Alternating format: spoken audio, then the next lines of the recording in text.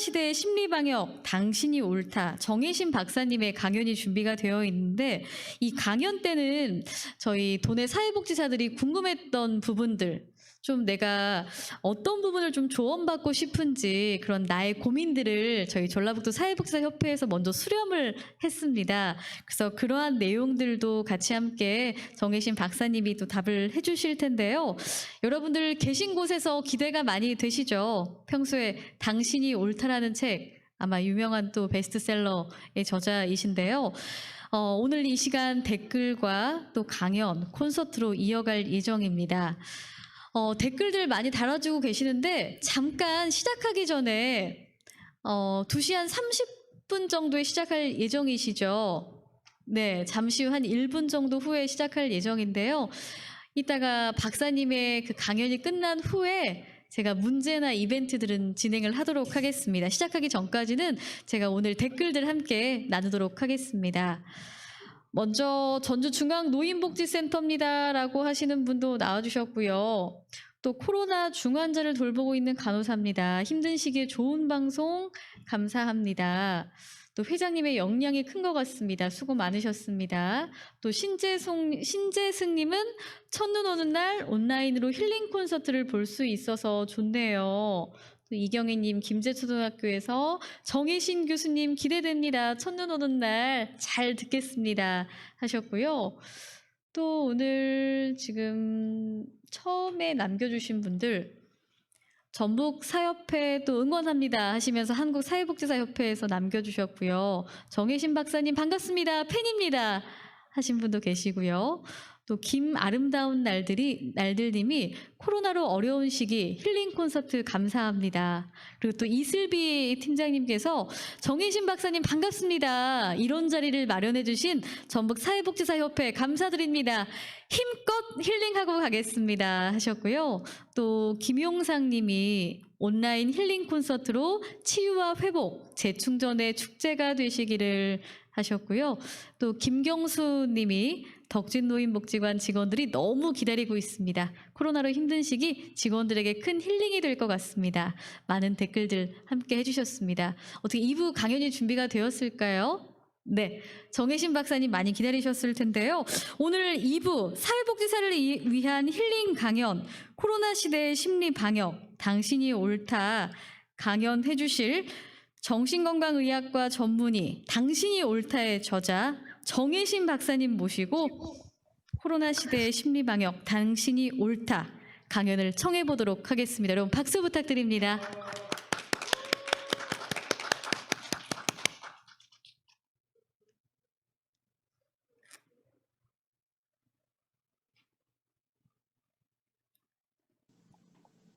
여러분들 잘 들리세요? 들리고 있어요, 박사님? 들리고 네. 계세요. 네네. 네, 잘 들리시나요? 여러분들 네, 반갑습니다. 지금 한 40분 전부터 여러분들 유튜브 댓글 달고 그 다음에 여러분들 한 분 한 분 들어오시는 거 보고 있었어요. 너무 반갑고 고맙습니다. 이렇게 만나 뵙게 돼서 참 좋아요. 마치 이렇게 서로 이렇게 어디 외딴 산골에 고립돼 있는데 무슨 모르스 부호 같은 것들을 이렇게 따박따박 따따따따 쳐서 서로 이렇게 뭔가 수신이 되고 연결이 된 것 같은 그런 느낌이에요. 그곳은 오늘 첫눈이 왔나 봐요. 여기 서울은 한 이틀 전에 왔거든요.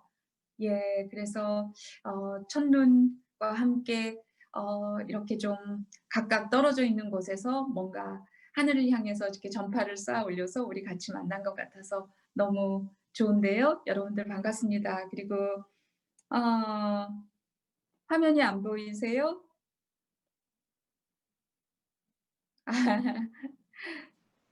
화면이 안 보이시나 봐요. 예. 예, 소리를 우리 같이 목소리만 듣다 보면 아마 여기 담당자분들이 얼굴 보이게 해주실 것 같아요. 네. 보이시나요? 네, 반갑습니다. 반갑습니다. 반갑습니다. 오늘 강의 시작할게요.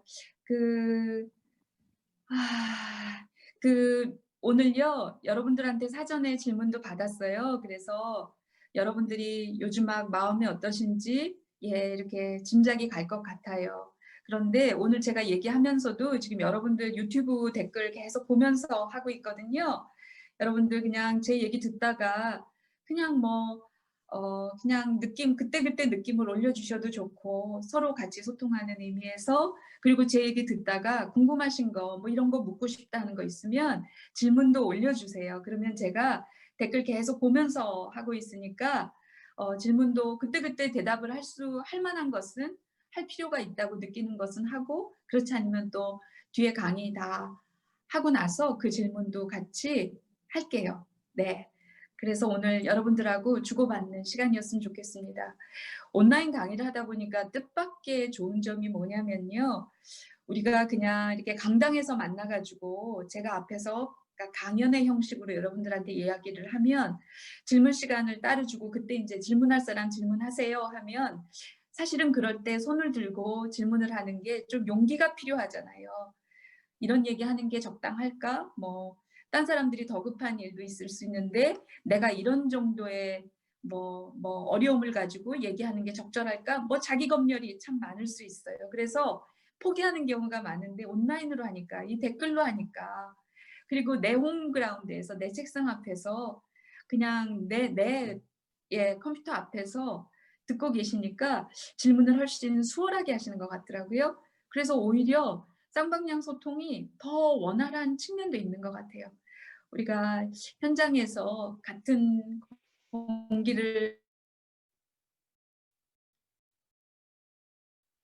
못한 그런 의미로 오늘 여러분들하고 얘기를 나눴으면 좋겠어요. 마음껏 질문하세요. 제가 잘 보면서 하고 있습니다. 네. 수학 통역이 없어서, 그런 분이 계시군요. 네. 예. 예. 일단 시작하겠습니다. 여러분들 올 한 해 되게 많이 힘드셨을 건데, 정말 극한의 일상을 보내셨을 것 같아요. 우리가 올해 2월 달만 해도요. 막 대구에서 신천지발 코로나 막 확산되고 그럴 때만 해도 올해 겨울을 지금 상황으로 보낼 거라, 이런 상황에서 보낼 거라고 상상한 사람이 별로 없었던 것 같아요. 저 기억하는데 그때 한 4월, 5월쯤에 어떤 전문가, 지금도 TV에 늘 나오시는 어떤 한 전문가가 인터뷰를 통해서 그렇게 얘기했어요. 4월, 5월쯤 인터뷰였는데, 코로나가 요때만 잘 우리가 손 씻고 방역 잘 거리 두기 하고 그러면 바이러스라는 것은 여름에는 맥을 못 춘다. 그래서 여름이 되기 전까지만 잘 버티면 여름을 지나고 그러면서는 인제 일상으로 돌아갈 수 있을 거다. 이렇게 얘기를 한 것을 저는 생생하게 기억해요. 근데 지금 우리가 전혀 그렇지 않은 하루하루를 살아가고 있죠. 그 전문가 그분도 지금은 전혀 다른 견해를 얘기하시죠. 그분 탓을 하는 게 아니고요. 그분이나 아주 초전문가나 우리나, 사실은 전문가들도 어 인류가 처음 접한 바이러스, 처음 접한 어떤 이런 팬데믹 상황이라고 얘기를 하잖아요. 그래서 아무도 모르는 상황을 하루하루 지금 가고 있는 거죠. 우리가 그런 시기를 살아가고 있네요.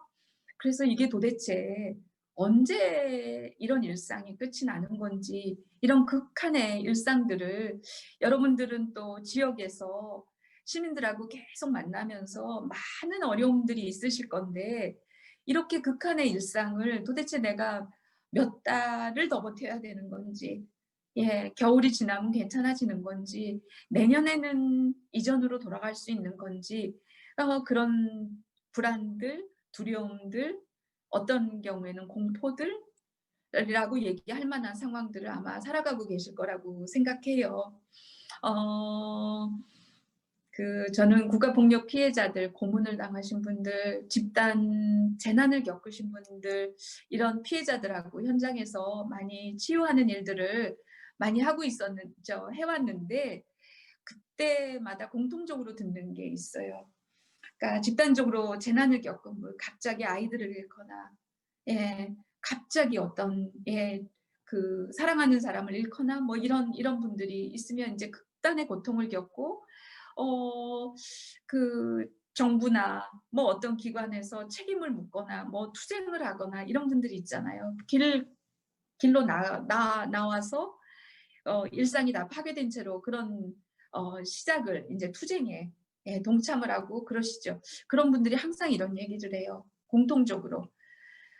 제일 힘든 게 뭐냐면 음 지금 내 이런 길에서 나와서 사는 이런 극한의 상황이 이게 1 년이면 끝이 나는 건지 아니면 10 년쯤은 해야 끝이 나는 건지 그것만 알아도 좋겠다. 그것만 알면 내가 덜 힘들겠다. 이런 얘기들을 굉장히 많이 해요. 내가 지금 하고 있는 것이 이 일의 해결까지 그 전체 과정 중에서 초기인지 아니면 거의 8 분 응선을 넘은 것인지 예 이런 것들을 알기만 해도 이게 마음을 좀 다잡을 수도 있고 이게 한 10 년은 걸려야 10 년은 싸워야 끝나는 일이다 하면 뭐 마음의 대비도 하고 일상도 좀 정리할 것은 정리하고 10년 갈 싸움이면 '내가 좀 어떤 마음으로 어떻게 해야 되겠다. 뭐는 좀 내 일상은 먼저 챙겨 놓고 그다음에 이 싸움에 뛰어들어야 되겠다.'라고 할 수도 있고요. 아니면 이게 한 열심히 밤낮 가리지 않고 열심히 싸우면 여기저기 다니면 한 1 년이면 끝이 난다 하면 내 일상이고 뭐고 다 미뤄 두고 '일단 이거에 그냥 올인을 해야 되겠다.' 이렇게 마음을 정할 수 있거든요. 예. 이게 얼마나 갈지 알기만 해도 대처할 수 있고 내 상황을 통제 가능하다는 느낌을 가질 수도 있죠. 근데 지금 알지 못하는 상황, 1 년일지 10 년일지 아니면 영영 이렇게 바뀌게 될지 이런 것들이 뿌연 상황에서는 내가 어떤 식의 태도를 가지고 마음가짐을 가지고 오늘 하루하루 내년 새해를 어떻게 맞아야 될지 이게 정말 막막하지요. 이러다 보면 불필요한 에너지 소모가 끊임없이 일어나고 그럼 사람이 탈진하기 쉽죠. 그러다 보면 쉽게 무기력하지요. 네. 네. 예측 불가능하다는 점이 제일 힘들지요. 예. 인간의 불안이 가장 높은 때가요. 언제냐면 길을 나서는데 낯선 길을 나서는데 예를 들어서 나가는데 나가다 보면 맹수가 나올 수 있는 것이다. 예를 들어서 그런 상황에 얼마나 긴장이 되고 불안하겠어요. 맹수가 나올 수도 있다. 그럼 불안하지요. 근데 그 상황보다 더 불안한 상황이 뭐냐면요. 내가 아주 낯선 처음 가보는 길을 나서야 되는데 뭐가 나올지 모른다. 이런 상황. 이런 상황이 인간한테는 가장 불안하다는 거죠. 맹수가 나온다 그러더라도요. 맹수가 나온다 그러면 불안하고 긴장이 되지만 예. 맹수가 나온다 그러면 막대기라도 짝대기라도 하나 어디서 부직갱이라도 어디서 찾아서 가거나 '맹수가 나오면 내가 어떻게 하리라.' 이렇게 대처를 하면서 갈 수 있어요. 돌멩이라도 하나 들고 갈 수 있어요. 예. 단일하게 어떤 목표가 생기니까 단일하게 내가 어떤 마음의 방향을 정하고 길을 떠날 수 있어요. 근데 그것보다 더 불안한 상황이 뭐냐면 뭐가 나올지 모른다. 예. 맹수일 수도 있지만 독충일지도 모르고 그냥 벼랑 함정이 나올 앞에 기다리고 있을 수도 있고 갑자기 깎아지르는 벼랑이 나올 수도 있고 '뭐가 나올지 모르는 상황이다.'라고 하는 상황이 사람을 가장 무기력하게 만들지요. 왜냐하면 예측 불가능하면 대비할 수 없거든요. 모든 경우의 수를 다 상정해야 되거든요. 그러면 에너지 소모가 어마어마하게 많아지죠. 출발하기도 전에 주저앉게 되지요. 예. 그런데 지금 우리의 일상이라는 것은 예측 불가능한 낯선 길을 나서야 되는데 어떤 상황이 올지 알 수 없는 이런 상황이라는 거죠. 이런 상황에서 여러분들이 한 해 한 해 여러분 일상에서도 투쟁을 하셨을 거고 여러분들이 마주하는 어떤 그런 분들, 시민들하고도 이런 일상에 처해서 극도의 불안, 극도의 두려움 속에 있는 분들을 케어하기 위해서 여러분들이 또 온 힘을 다하셨을 거지요. 그러니까 지금 이 연말에 여러분들의 마음이 어떨지 짐작하고 또 남음이 있지요. 그래서 일단 여러분들 너무 고생하셨을 거고요. 지금 거의 탈진 직전이었을 수도 있고요. 애쓰셨어요. 일단 고맙습니다.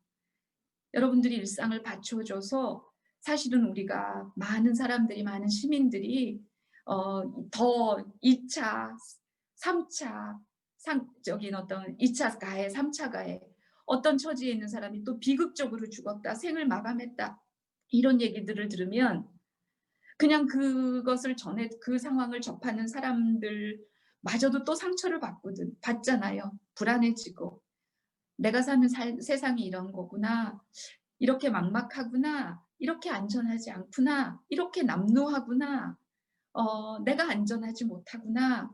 이러면서 자존감도 떨어지고 불안해지는데, 사실은 여러분들이 하루하루 지역에서 고군분투하신 것 때문에 이런 상황들이, 이거 지금 우리가 접하는 상황보다 훨씬 더 많았을 건데 여러분들이 아마 막으셨을 거예요. 여러분도 모르는 사이에 여러분 발걸음이, 여러분 손길이 이런 비극적인 상황을 이렇게 막는 데 일조하셨을 거예요. 예. 그걸 여러분들이 아시는 것이 저는 굉장히 중요하다고 생각해요. 그걸 알아야 여러분들이 버틸 수 있고, 버텨야 여러분들 곁에 있는 시민들이 더 안전할 수 있고 안전했고, 그래서 여러분들이 하셨던 통과해 오셨던 하루하루가 어떤 하루였는지 제가 좀 대표로 여러분들한테 말씀드리고 싶어요. 저도 비슷한 일을 하잖아요. 심리적으로 굉장히 곤궁하고 어떨 때는 지옥에 떨어진 분들을 그 마음을 치유하는 일을 하는데, 저는 하다 보면 그런 느낌 들 때가 있어요. 왜, 예를 들어서 오늘 내가 만났던 사람이 만약에 다른 마음을 먹고 내일 생을 마감했다. 오늘 살아있는 사람이 내일 세상을 떠났다. 그러면 이게 금방 티가 나잖아요. 있던 사람이 사라지면. 굉장히 충격을 받고 상처를 받죠. 근데 오늘 죽을까 말까 막 그렇게 고민하던 사람이 나랑 어떤 이야기를 하면서 죽지 않고, 아 그래 조금만 더 가보자, 조금만 더 견뎌보자, 그래도 조금은 살만하다 싶어서 오늘 살아있던 사람이 죽을까 말까 하다가 내일도 계속 안 죽고 만약에 살아있다면 겉으로는요 아무 일이 없는 거예요. 티가 안 나요. 그냥 어제 살아있던 사람이 오늘도 사는 거예요. 그건 너무나 당연한 거지요. 태가 안 나지요. 그렇지만 저는 느낄 수 있을 때가 있거든요. 아, 이 사람이랑 오늘 얘기해서 혹시는 세상을 떠났을 수 있는 사람이 오늘 살아있네? 내일도 살 수 있을 거야 라는 느낌이 들 때가 있거든요. 그럼 세상 아무도 모르지만 저는 만약에 그걸 느낀다면 그게 저한테 어마어마한 리워드가 되는 거죠. 저는 사실 그 힘 때문에 버티는 것 같아요. 그 힘 때문에 이 일이 재미나고 오래 할 수 있고 그런 것 같아요. 제가 말하는 그 핵심이 뭐냐면요.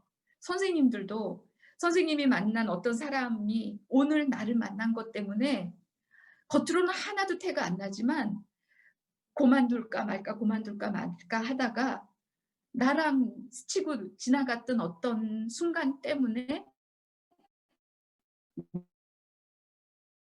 도 있다는 것을 선생님들이 아시면, 그걸 느끼실 수 있다면 훨씬 더 하루하루 안정적인 그런 느낌을 가지실 수 있을 거다. 이런 얘기를 선생님들한테 만나면 이렇게 얘기를 하면 꼭 좀 말씀을 드리고 싶었어요.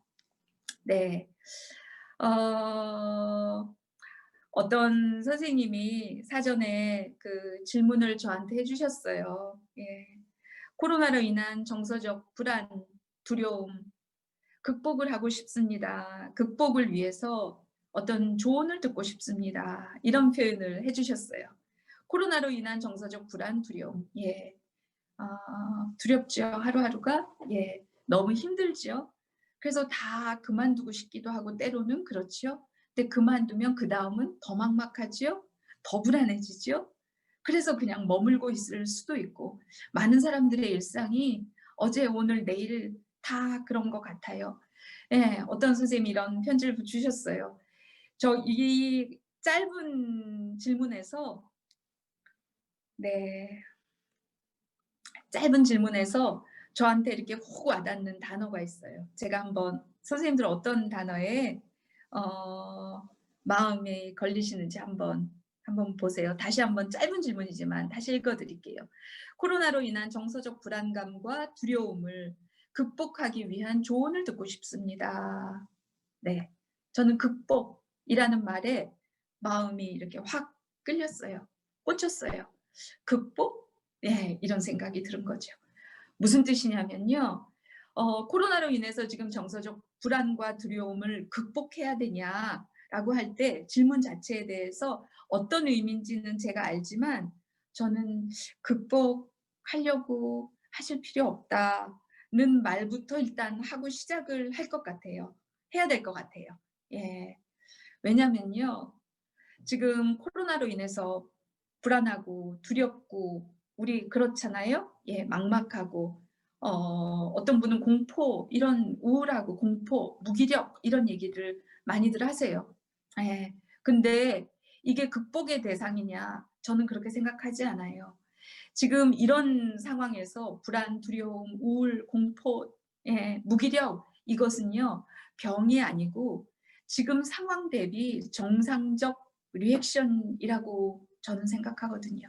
오히려 지금 만약에 불안하지 않은 분이 있다면, 무기력하지 않은 분이 있다면, 예, 내년이 두렵지 않은 분이 있다면 저는 오히려 그런 분이 내 옆에 있으면 더 이렇게 주의 깊게 보기 시작할 것 같아요. 어, 예, 정신과 의사의 직감으로 오히려 그분을 더 자세히 주목하고 살피고 그렇게 될 것 같아요. 지금 두려움이나 불안이나 우울은 지금 상황 대비 너무 정상적 리액션인 거죠. 예를 들어 볼게요. 선생님들도 많이 경험하셨을 수 있는데 트라우마 현장에 가면은요. 예를 들어서 자식을 잃은 부모가 있어요. 네. 정상적 리액션. 네. 어 네. 예. 댓글을 잠깐 보느라 그랬어요. 예. 어 이런 경우 있어요. 자식을 잃은 부모님이 있어요. 엄마는 막 쓰러지고 실신하고 막 헛것이 보인다 그러고 막 죽을 것 같다 그러고 숨이 막혀서 막 응급실에 실려가고 막 그래요. 그런 분이 있는가 하면요. 어떤 분은 '내가 정신을 차려야지. 내 와이프가 이렇게 쓰러지고 막 실신하고 이러는데 이러다가 우리 집 다 무너지겠다.' 예. 그런 생각이 들어서 그럴 때 부부 중에 한 분은 실신한 사람 막 병원 데리고 다니고 보호자 역할을 해야 되고 그리고 '나까지 그러면 안 되지. 내가 울면 안 되지.' 뭐 이런 마음 때문에 울지도 않고 뭐 이러면서 일터도 열심히 나가고 '내가 무너지면 다 무너진다. 우리 집 다 끝장난다. 아이도 이러는데 내 와이프도 저런데 나까지 그러면 안 된다.' 이러면서 굉장히 잘 견디시는 분이 있어요. 잘 울지도 않고요. 누가 옆에서 막 이렇게 얘기를 하거나 그러면 괜찮다 그러고 견딜만 하다 그러고 아내가 걱정이다 그러고 이래요. 그런 분들이 있어요. 근데요. 예를 들어서 부부가 한 사람은 이렇고 한 사람은 전혀 다른 모습을 이렇게 보이다가요. 처음에는 한쪽이 막 응급실에 실려가고 이런 분들은 곧 잘못될 것 같아요. 예. 그리고 한 사람은 정말 놀랍다. '저 사람 대단하다. 정말 강하다. 어떻게 저렇게 잘 견디냐. 정말 존경스럽다.' 이런 마음을 갖게 돼요. 근데 이게 한 1년 지나고 2년 지나고 3년 지나서 어느 날 그런 분들을 이렇게 보면요. 정반대의 상황이 돼 있어요. 초기에 막 죽을 것 같다 그러고 실려가고 숨이 막혀서 막 응급실에 가고 이랬던 분들은요. 오히려 서서히 비틀비틀 울며 불며 쓰러지며 일어서며 그 옆에 그럴 때 옆에 손잡아 준 사람도 있고 같이 우는 사람도 생기고 뭐 이러면서 같이 비틀비틀하면서 한 1 년, 2년 가다 보면 이렇게 일어나 있어요. 근데 처음에 괜찮던 분들, 예, 울지도 않았던 분들, 예. 열심히 회사 나가고 일하면서 버티는 분들, 이런 분들이 오히려 1-2 년, 2-3년 후에 가 보면 예, 큰 병에 걸려 있거나 알코올 중독으로 거의 망가져 있거나 예, 그런 경우들이 사실은 훨씬 더 많아요. 제가 조금 전에 어떤 한 선생님이 저한테 주신 질문, 지금 코로나로 인한 정서적 불안과 두려움, 이거 극복하기 위해서 조언을 좀 해주세요 하셨는데, 이거 극복하실 필요가 있는 감정이 아닙니다. 이거는 치유나 극복이 필요한 문제가 아니고, 이 상황을, 이 불안을, 이 두려움을, 이건 너무 정상적 리액션인데, 그렇지만 버티고 견디는 건 어렵거든요. 정상이지만. 예. 이걸 어떻게 잘 견디고 이 시간을, 이 기간을 어떻게 하면 버티고 통과할 수 있느냐. 예. 그런 문제지. 이런 정서적 불안과 두려움, 이게 뭔가 병적인 것 같고 내가 이거 약한 증거인 것 같고, 그러니까 뭔가 이걸 털어버리고 극복을 해야 건강하고, 예, 심리적으로 어른이고 뭔가 그래야 되는 문제, 이런 문제가 아니라는 거지요. 아니라는 거죠. 네. 예, 이문영 선생님이 내가 괜찮지 않다는 것, 괜찮지 않을 수도 있다는 것, 괜찮지 않아도 정상이라는 것, 괜찮지 않아도 괜찮지 않은 것만이 오히려 정상일 수도 있다는 것, 이거를 우리가 알기만 해도 이 시간을 훨씬 더 잘 통과할 수 있다는 거죠. 예. 어, 어, 우리가 지금 겪고 있는 불안이나 두려움이 굉장하잖아요. 이게 본질적으로 제가 왜 극복할 수 없는 것이다, 두려운 게 당연하다라고 얘기하냐면요. 이거는 그냥 일반적인 스트레스가 아니라 거의 죽음에 대한 공포와 연결이 돼 있는 굉장히 트라우마급에 해당하는 두려움, 공포기 때문에 우리가 이거는 인간으로서 어떻게 저항하기 어려운 것이다. 불안하고 우울하고 무기력해지고 무서운 것이 당연하다고 하는 거지요. 왜냐하면 내가 그냥 잠시 손을 안 씻은 것뿐인데, 그냥 잠깐 친구를 만난 것뿐인데, 잠깐 동료들하고 회식을 한 것뿐인데 내가 병을 옮겨서 기저질환이 있는 우리 부모님이 잘못되거나, 예, 나를 키워주신 할머니가 내가 사소하게 그냥 내 일상을 한 것뿐인데 어떡하다 우리 할머니가 돌아가시거나 이럴 수도 있다. 내 삶이 누군가의 삶을 결정적으로 비극에 빠뜨릴 수 있다. 그로 인해서 내 자체도 굉장한 상실을 겪을 수 있다는 사실. 이게 그럼 지금 우리의 일상이잖아요. 이거는 우리 일상 안에 죽음에 대한 두려움이 그냥 쓱 들어와 있는, 우리는 살면서 삶만 생각하지 살면서 일상에서 계속 죽음을 느끼진 않잖아요. 트라우마 피해자가 아닌 다음에는. 근데 지금 우리는 그냥 일상을 하는데, 친구 한 번 만나고 외출 한 번 하는데도 극단적인 죽음, 극단적인 불행, 이런 것까지 고려해야 되는 상황을 하루하루 살고 있죠. 그래서 그거에 왜 그러냐면 죽음에 대한 두려움이나 불안이, 코로나라는 것이 지금 우리를 그런 상황으로 밀어넣죠. 어쩔 수 없이. 그래서 이거는 개인적으로 그냥 극복할 수 있는 정도의 우울이나 무기력이 아니다. 자식을 만약에 잃었으면, 내 삶에 죽음이 그냥 아주 생생하게 훅 들어왔으면 그때부터 이거 극복하고 좀 잘 살아보자, 우리 그렇게 말 안 하잖아요. 이런 트라우마는 치유한다고 얘기 안 하잖아요. 이거 극복해야 된다고 얘기 안 하잖아요. 예, 저는 극복할 수 없다 그래요. 엄마가 눈을 감아야 끝나는 상처지요. 근데 우리 그 아픔을 가지고 어떻게 살지, 어떻게 근근히 살아갈 수 있는지 그거 한번 생각해 봐요. 이런 마음으로 같이 얘기해 봐요. 라고 얘기하죠.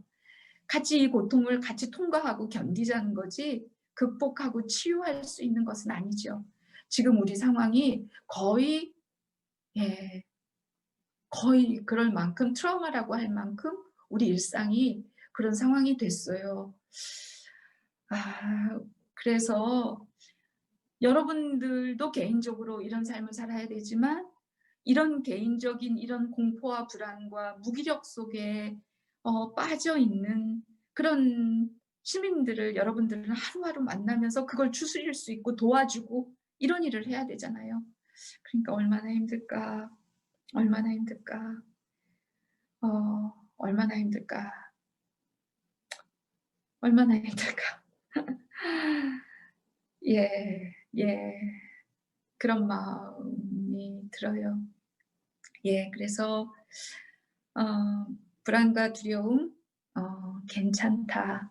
정상이라는, 오히려 정상이라는 말도 좀 이상하지만요. 정상이라는 증거다.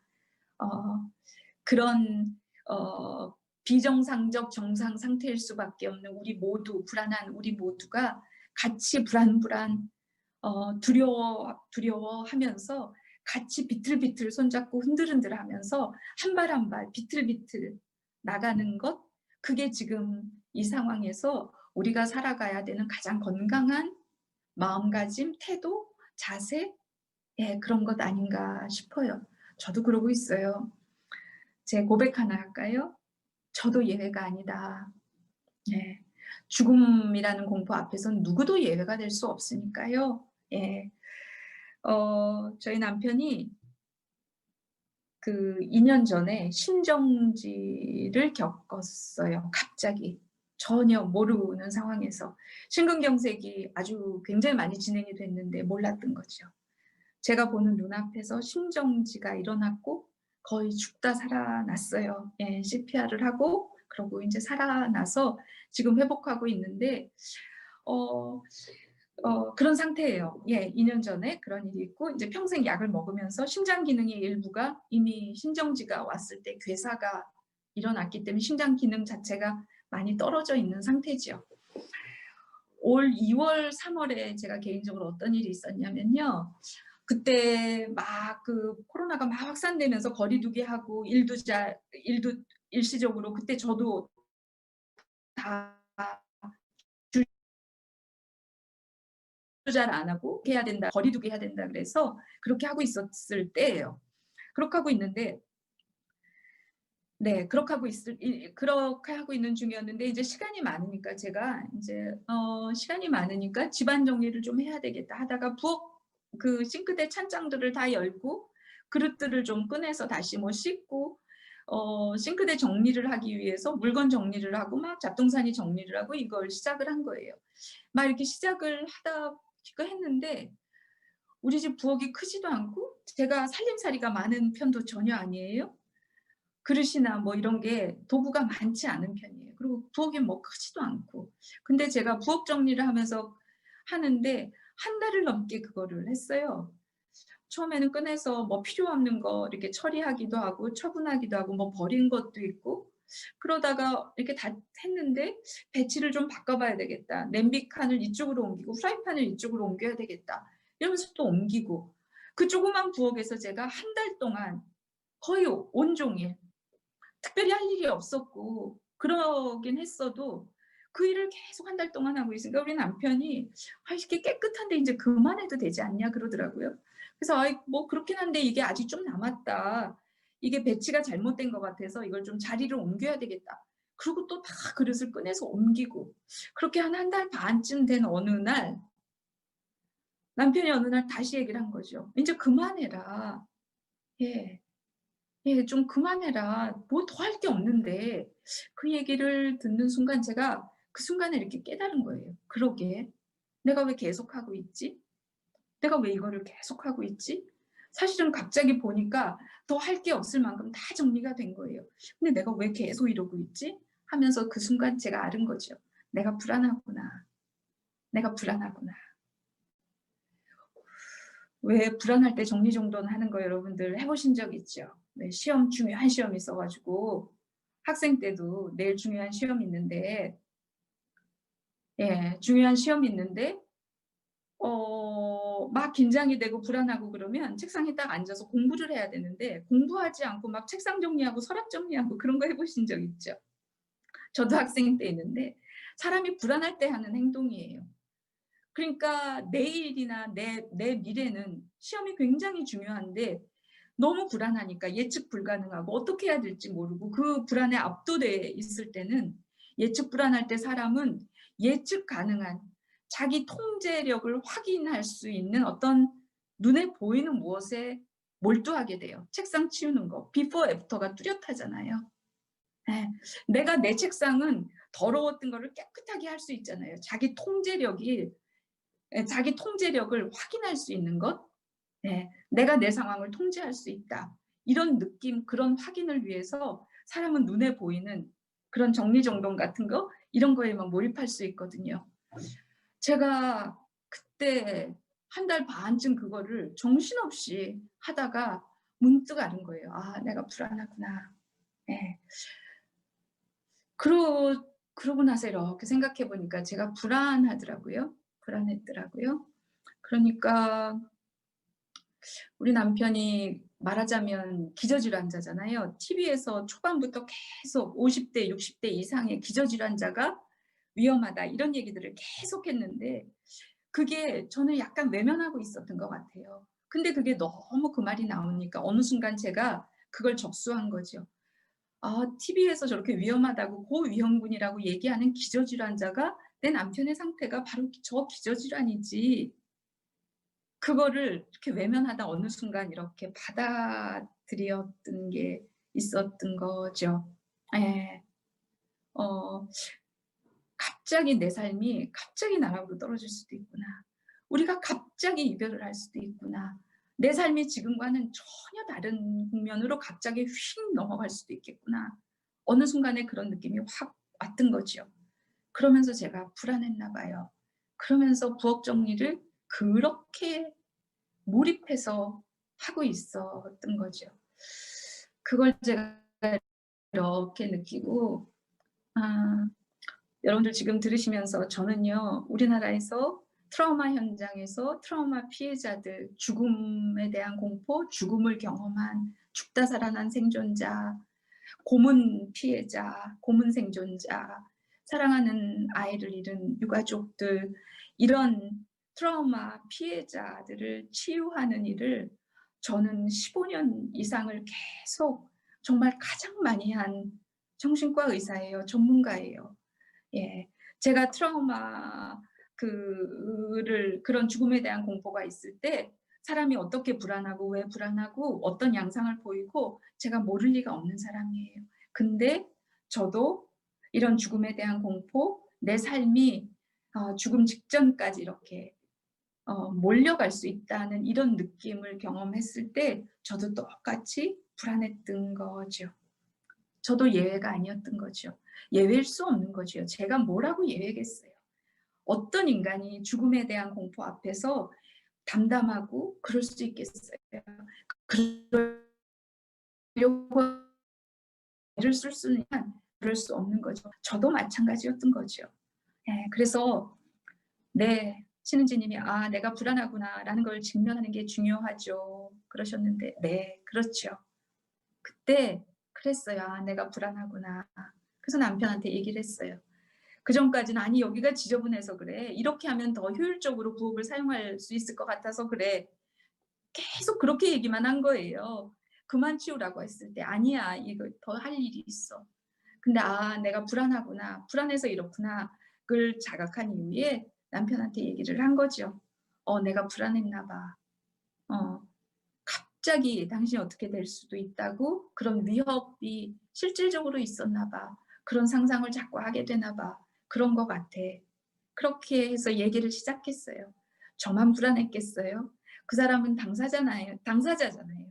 자기가 죽을 수 있는 거잖아요. 얼마나 불안했겠어요. 예.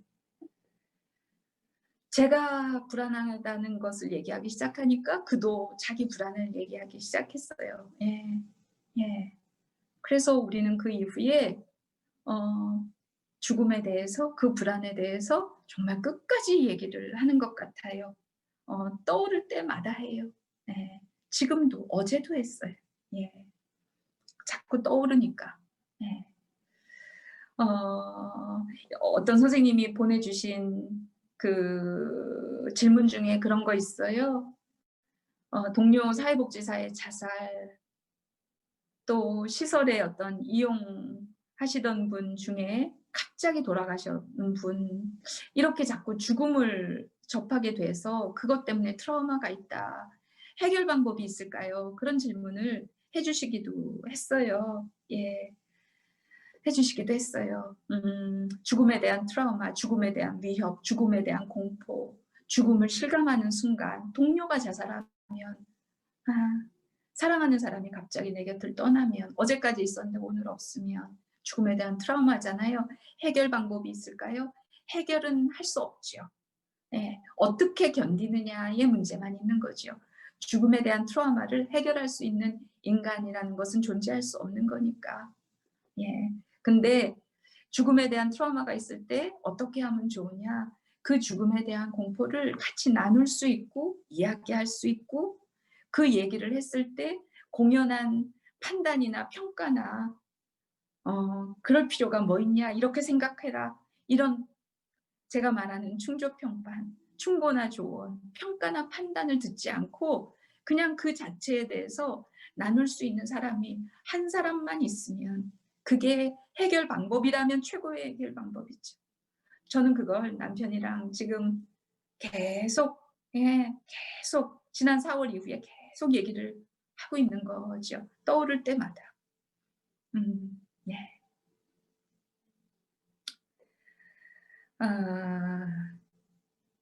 네. 예. 애도의 시간이죠. 그런 시간인 거죠. 예. 그거를 가질 수 있는 것이면 된다. 동료의 자살도 있으셨군요. 네. 더 충격이죠. 네. 동료의 자살, 그러면 내가 또 대입이 될 수도 있는 상황이기 때문에 그건 정말 무기력하기도 하고 분노가 있기도 하고 공포스럽기도 하고 그렇죠. 그 공포, 그 무력감을 나눌 수 있어야 되는 거죠. 예. 그러면서 우리가 이런 일들을 대처해 나가고 이런 시간들을 가능한 건강하게 통과를 해 나갈 수 있는 거죠. 예.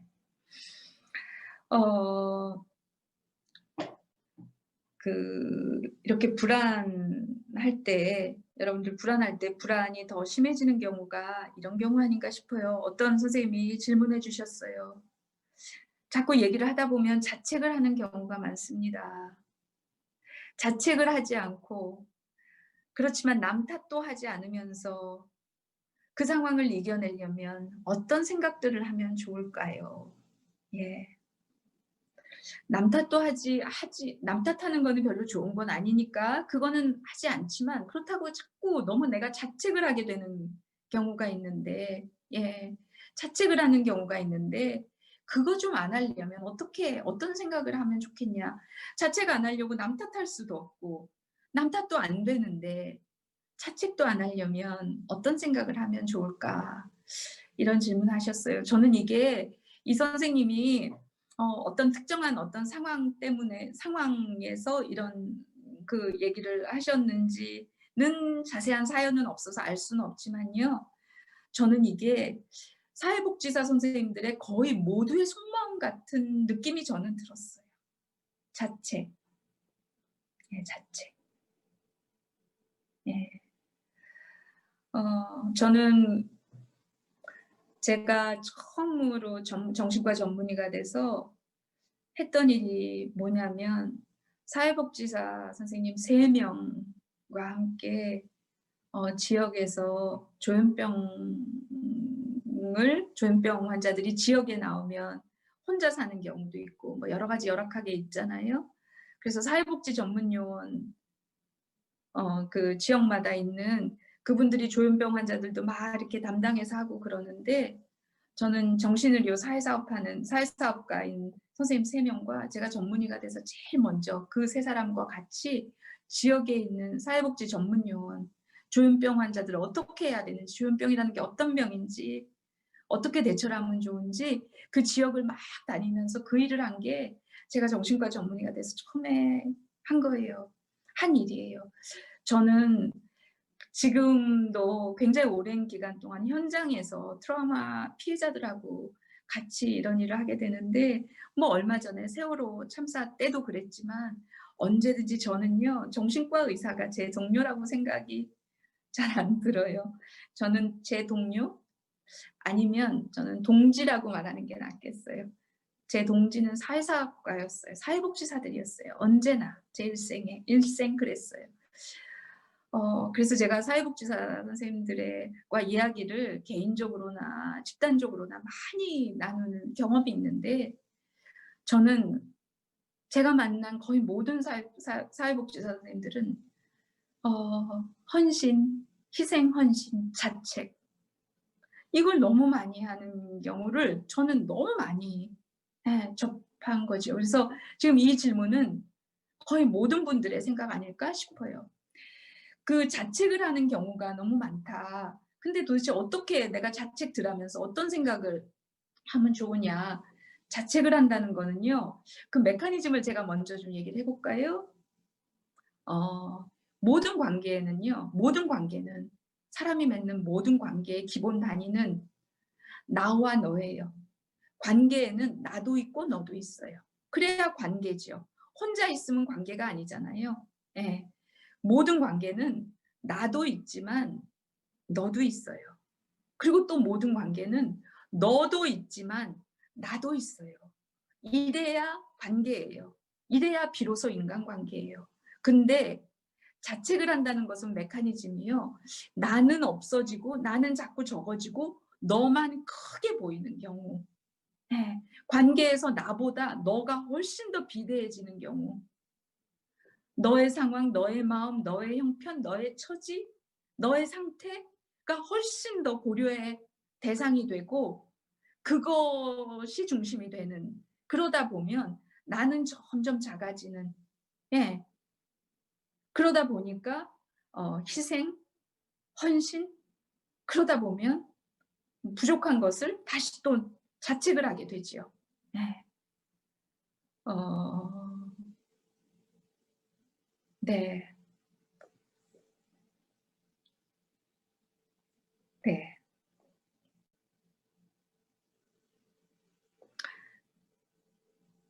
여러분들이 지금 그동안 또 주신 댓글을 좀 잠깐 보고 있었어요. 예. 어떤 분이 재밌게 "실물보다 정혜신 박사님 너무 이쁘게 안 이쁘게 나와요. 카메라 잘 잡아 주세요." 아이고 고마워라. 이런 마음도 써 주시다니. 네. 아유 고맙습니다. 근데 뭐 그게 뭐가 중요하겠어요. 네. 고맙습니다. 근데 어쨌든 자책 얘기하고 있었죠. 어 그 나와 너가 있는데 나에 비해서 너가 비대한 경우, 너에 비해서 나가 너무 비중이 작아진 경우, 예. 그런 경우가 사회복지사 선생님들 보다 보면 참 많이 접하게 되는 거예요. 이렇게 되면은요. 어떻게 보면 이제 상대방에 대한 어떤 극진한 공감, 상대에 대한 배려나 공감 때문에 그렇게 늘 수 있잖아요. 사회복지사 선생님들이 그 교육을 받고 훈련을 받고 일을 하면서도 계속 이런 것들이 직업적으로 굉장히 많이 내면화돼 있다고 느껴요. 예. 공감, 배려, 예. 대상에 대한 공감과 배려, 이런 것들이 굉장히 비대하지요. 그러다 보니까 나는 점점 위축되거나 뒷전으로 밀리거나 그렇죠. 근데 이게 공감이나 배려라기보다요. 나와 너가 있는데, 예. 너가 너무 비대해지면 관계의 이런 균형이 깨지다 보면 이거는 공감이 아니라 감정 노동이 되기가 십상인 거죠. 예. 그러다 보면, 이렇게 되다 보면 이것은 공감이라기보다 상대의 내가 흡수가 된다 그럴까? 예. 자기가 소멸이 된다 그럴까? 예. 이런 상황으로 자꾸 관계가 건강하지 않아질 수도 있는 거죠. 그래서 그러다 보면 더 많은 것을 상대에 대해서 계속 고려하고 배려하는데도 계속 자책을 하게 되는, 예. 이런 악순환이 자꾸, 예. 반복이 되는 악순환의 고리를 돌게 되는 그런 경우가 많은 것 같아요. 그러니까 제가 "공감이 아니라 감정 노동이다." 이렇게 표현을 했는데요. 공감이라는 것은요. 아까 말했지만 내가 너를, 관계에는 나도 있고 너도 있으니까 내 자리에 내가 서서 너라는 한 존재에 깊이 주목하고 집중하는 거. 이게 공감이에요. 내가 내 자리에서 너에게 집중하는 것, 너를 주목하는 것. 그래서 이렇게 연결이 된 느낌. 이게 공감이에요. 그때 공명이 일어나요. 근데 아까 나와 너가 있는데 너만 있고 내가 자꾸 위축이 되거나 줄어들거나 내가 내 자리에 있는 게 아니라 상대방한테 흡수합병이 된 것 같은, 상대방하고 감정이입이 너무 돼서 내가 없어지고 너의 일부가 돼 버린 것 같은, 내가 내 자리에 서 있지 않는 이런 것은 감정 노동일 수 있다는 거죠. 어 이해가 선생님들한테 전달이 되셨을까요? 음. 그러니까 예를 들어서 선생님들이 보내주신, 예, 선생님이 보내주신 어떤 한 선생님이 보여주신 질문인데, 이걸 바탕으로 우리가 감정 노동과 공감에 대해서 한번 좀 이렇게 생각을 해봤으면 좋겠어요. 평소에는 너무나 에너지가 넘쳐 보이는 아이가 있습니다. 그 아이가 자살을 생각합니다. 그 아이한테 제가 뭐라고 이야기해야 할까요? 이렇게 물어보셨어요. 에너지가 넘쳐 보이는데 평소에는. 근데 그 아이가 뜻밖의 자살을 생각하고 있다는 걸 알게 됐어요. 제가 뭐라고 이야기를 해 줘야 될까요? 제가 이 아이를 어떻게 공감할까요? 이 아이한테 어떻게 도움을 줄 수 있을까요? 라고 하셨어요. 어떤 생각을 하세요?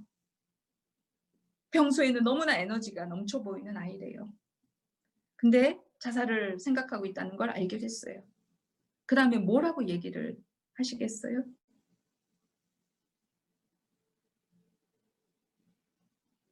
네. 네. 어 물어보셔야 돼요. 물어보셔야 돼요. 왜냐하면 제가 지금 감정 노동과 공감 얘기를 하면서 선생님들한테 얘기를 하고 있는데, 그 공감은요, 나도 있고 너도 있는 상황에서 하는 거예요. 감정 노동은 나는 없고 너만 있는 거예요. 그게 감정 노동이에요. 그러면 지금 평소에는 너무나 에너지가 넘쳐 보이는 아이가 있는데 뜻밖의 자살을 생각하고 있다는 걸 알았어요. 그러면 그게 선생님이 지금 질문하신 걸 보니까 이게 잘 납득이 안 가고, 도대체 이거와 이거 에너지가 넘쳐 보이는 것과 자살과 이게 지금 매치가 안 되는 거잖아요. 너무 뜻밖인 거예요. 잘 이해가 안 되는 거예요. 그렇게 죽고 싶었으면 왜 평소에는 그렇게 에너지가 넘쳤을까? 예. 그리고 뭐 이런 생각이 들 거 아니겠어요. 이해가 잘 안 되는 거예요. 그러면 물어봐야 되는 거예요. 물어봐야 되는 거예요. 그러니까 얘 상황을 이해하기 위해서 막 '얘가 왜 그랬을까?' 막 이렇게 시작하는 게 공감이 아니고요. 내 자리에서 내 입장에서, 예, 너를 주목하는 것이라 그랬어요. 저 같으면 이럴 때 어떻게 물어보냐면 "누구야? 나는 네가 평소에 너무 활기차고 그래서 네가 그런 생각하고 있다는 거를 상상을 잘 못했어. 예. 상상을 잘 못했어. 평소에 너를 보면 내가 그런 것을 생각도 못했어. 근데 네가 그런 생각을 하고 있었구나. 몰랐네. 전혀 상상을 못했네. 도대체 어떤 마음 때문에 그랬던 거야? 언제부터 그랬던 거야?" 이렇게 물어볼 것 같아요. 이거는 되게 의미가 있는 거예요. 어떤 의미냐면요, 나는 이해가 안 갈 수도 있는 거예요. 얘가 너무 이렇게 모습이 다르니까. 내가 미처 너가 그런 생각하고 있는 거 상상도 못 했다는 걸 얘기해도 얘한테 상처되지 않아요. 공감이라는 것은 뭐냐면 내가 내 자리에서 나를 유지하면서, 그렇지만 상대에 대해서 깊이 집중하고 주목하는 거예요. 나는 꿈에도 생각 못 했는데 근데 네가 그런 생각을 하고 있었구나. 도대체 너 어떤 마음 때문에 그랬던 거니? 예. 이 구도에는 나도 있고 너에 대한 주목도 있어요. 예. 그것이 동시에 다 들어 있죠. 이게 공감이지요. 이게 공감이지요. 예를 들어서 이럴 수 있어요. 어 "그런 생각하지 마. 그럴 필요 없어." 예를 들어서 "너 보통 때 보면 되게 활기차고 너 밝은 면도 있고 긍정적인 것도 있는데 괜찮아. 너 그런 힘이 있으니까 너는 괜찮을 거야. 아 그렇게 약한 아이가 아니니까 괜찮을 거야."라고 얘기하는 것, 그것은 폭력이지요. 폭력이지요. 왜냐하면 걔가 밝아 보이지만 죽고 싶은 마음이 있으면 그건 이유가 있는 거잖아요. 근데 그렇게 얘기했다는 것은 너의 마음은 너는 하나도 고려하지 않고 나만 드러낸 거예요. 내가 봤더니 너 맨날 활기 있고 이렇게 있고 그렇잖아. 그러니까 괜찮을 거야. 넌 할 수 있어. 에 그냥 나만 있는 거예요. 그 마음에는. 그 이야기 안에는. 너가 결여된 거죠. 너가 어떤지는 고려가 없는 거지요. 내 생각, 내 판단, 내 평가, 그걸 바탕으로 내 조언, 충고 이것만 넘쳐나는 거죠. 그거는 관계에서 나만 있고 너는 싸그리 무시한 거죠. 그러니까 폭력이 되는 거죠. 나만 있고 너는 없는 관계라는 것은 일방적이고 폭력적인 관계인 거죠. 예. 근데 예를 들어서 이렇게 생각할 수도 있어요. 제가 밝아서 상상도 못했는데 저렇게 밝은 줄만 알았는데 어머 제가 저렇게 힘들었구나. 내가 그것도 그동안 못 알아차렸어. 내가 전문가로서 이게 자격이 있을까? 내가 왜 그걸 몰랐을까? 내가 쟤를 너무 공감 못한 거 아닐까? 쟤한테 더 평소에 더 이렇게 알려고 했었어야 되는데 내가 부족한 게 아닐까? 막 이렇게 생각할 수 있어요. 내가 미안해, 미안해. 네가 그런 생각하고 있는지 내가 꿈에도 몰랐어. 정말 미안해. 내가 너무 부족했어. 너는 그런 아이구나. 그런 생각을 했구나. 라고 만약에 막 자책을 하면 그거는 너만 있고 내가 없는 거죠. 예. 너만 있죠. 왜 미안해요? 왜 자책을 해요? 뭐가 부족해요? 걔가 이렇게 밝으니까 모를 수도 있는 거예요. 그런 나도 이유가 있는 거예요. 그건 내가 알 수 없었던 거예요. 몰라도 돼요. 모를 수 있어요. 저도 그럴 수 있어요. 근데 뜻밖의 속마음은 전혀 다른 걸 알았으면 어머 나는 상상도 못 했는데 이런 나를 내 자리에서 나를 유지하면서 그다음에 그 아이의 마음을 봐도 되는 거고 그래야 공감이에요. 나도 있고 너도 있는 것. 예. 미리 다 알았어야 마땅한데 내가 무슨 큰 잘못을 한 것, 자격이 없는 양, 사회복지사로 자격이 없는 양, 그건 나를 너무 깔아뭉개고 나한테 너무 밀어붙이고 그러는 거죠. 예. 그래서 공감이라는 것은 나도 있고 너도 있다. 그래야 공감이다. 그래서 자책이라는 것은 그런 나한테 일방적으로 책임을 묻고 추궁하고 예. 더 완벽하지 못하다고 계속 채찍질을 하고 이러는 것이 자책, 그것의 결과가 자책일 거 아니겠어요? 네. 그러니까 그건 나한테 대한 심리적 폭력일 수 있죠. 근데 사회복지사 선생님들은 직업상 이런 직업병을 갖기가 너무 쉬운 것 같아요. 예. 헌신하라 그러고 책임지라 그러고 내가 주목하고 어떻게 되지 뭐 그걸 조금 등한시했다가 어떤 일이 벌어지면 그게 그 사람한테 너무 비극적인 일이 벌어질 수도 있으니까 그거에 대한 책임감이 늘상 직업적으로 너무 커서 그러다 보니까 자꾸 쉽게 자책을 하는 경우가 많은데 그렇지 않죠. 그건 아니죠. 모든 관계에는 너도 있지만 나도 있다. 나도 있다. 나를 깊이 들여다보고 배려하고 하는 것이 공감에는 사실은 너에 대한 공감, 너에 대한 감정이입, 그것보다 더 중요한 것이 나에 대한 몰입, 주목, 집중인 거죠. 이게 되지 않으면 그게 되지 않죠. 얼마 전에 어떤 친구가 그래요. 회사를 다니는데 30대 직장인이에요. 근데 팀장이 자기 자리에 와서 이렇게 자기가 책상 앞에서 뭐 이렇게 막 하고 있으면 팀장이 와서 막 얘기를 하고 그럴 때가 있잖아요. 근데 그 팀장이 마스크를 잘 안 끼고 와서 자기한테 막 얘기를 하고 그러나 봐요. 그게 너무 싫어서 자기가 퇴사를 해야 되겠다고 얘기를 하더라고요. 퇴사를 해야 되겠다. 근데 그게 되게 여러분들 들으면 어떤 느낌이 드세요? 마스크를 안 쓰고 직장에서 그런다 그래서 퇴사를 해야 되겠다. 그거 좀 지나치게 느껴지지 않으세요? 예. 그래서 제가 물었어요. 예, 물었어요. 어, 팀장이 마스크를 안 쓰고 요즘 같은 상황에 그렇게 자꾸 얘기하면 불안하고 싫은 거는 있을 수 있는데 그렇다고 그렇게 퇴사까지 생각하는 것은 나는 이해가 잘 안 되는데 근데 네가 그런 마음을 먹었으면 이유가 있을 것이다. 그게 이제 당신이 옳다라는 뜻이잖아요. 사람이 어떤 마음이 들면 반드시 이유가 있는 거예요. 그게 비합리적이거나 엉뚱하거나 어리석어 보일 수는 있지만 겉으로 보기에 그런 것이지 사람이 살다가 어떤 마음이 들었을 때 이유가 있는 것이다. 그게 당신이 옳다의 원뜻이잖아요. 그냥 물었어요. 나는 마스크 팀장이 안 쓴다고 회사 그만두는 거는 참 이해가 잘 안 가는데 그렇지만 내가 듣기에는 이해가 잘 안 되는데 그래서 더 물어보는 거야. 근데 네가 그렇게 느낄 때는 그렇게 퇴사까지 생각할 땐 이유가 있을 건데 어떤 마음 때문이 어떤 이유 때문이니 어 네가 그럴 땐 이유가 있을 건데 괜히 그러진 않을 건데 그리고 물었어요. 물었어요. 그랬더니 그 친구가 뭐라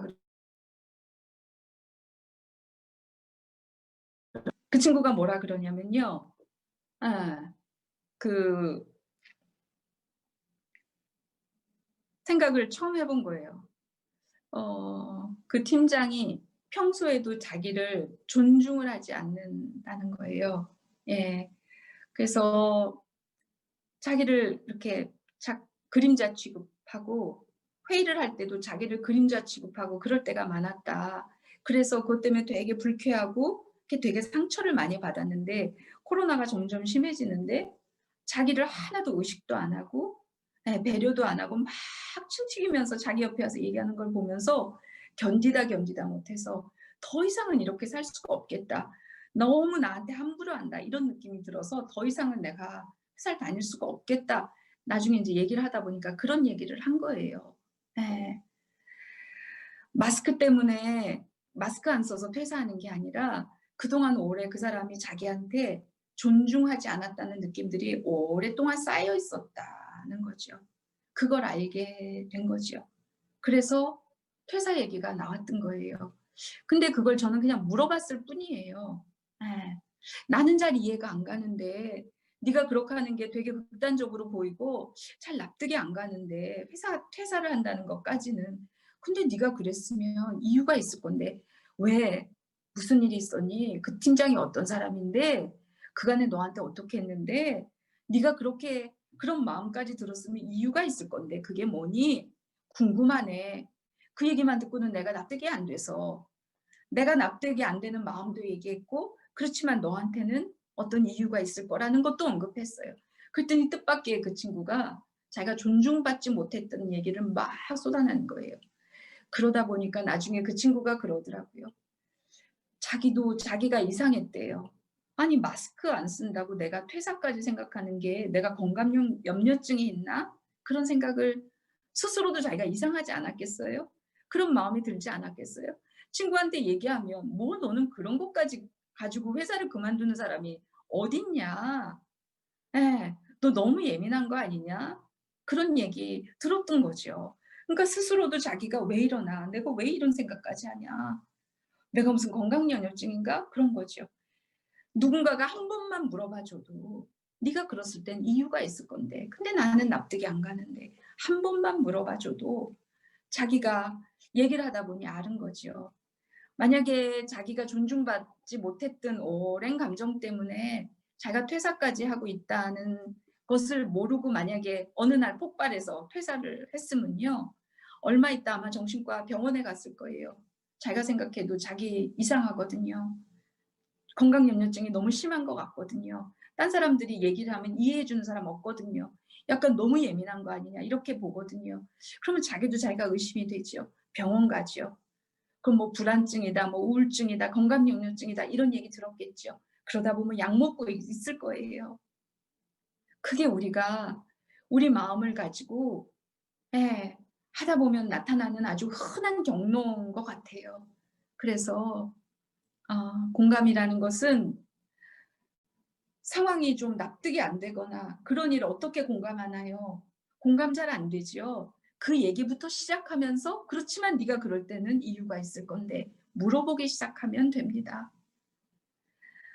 그러니까 치유라는 것은 무슨 거창한 상담 스킬이 있어야 되는 거 아니에요. 그런 거 별로 필요치 않아요.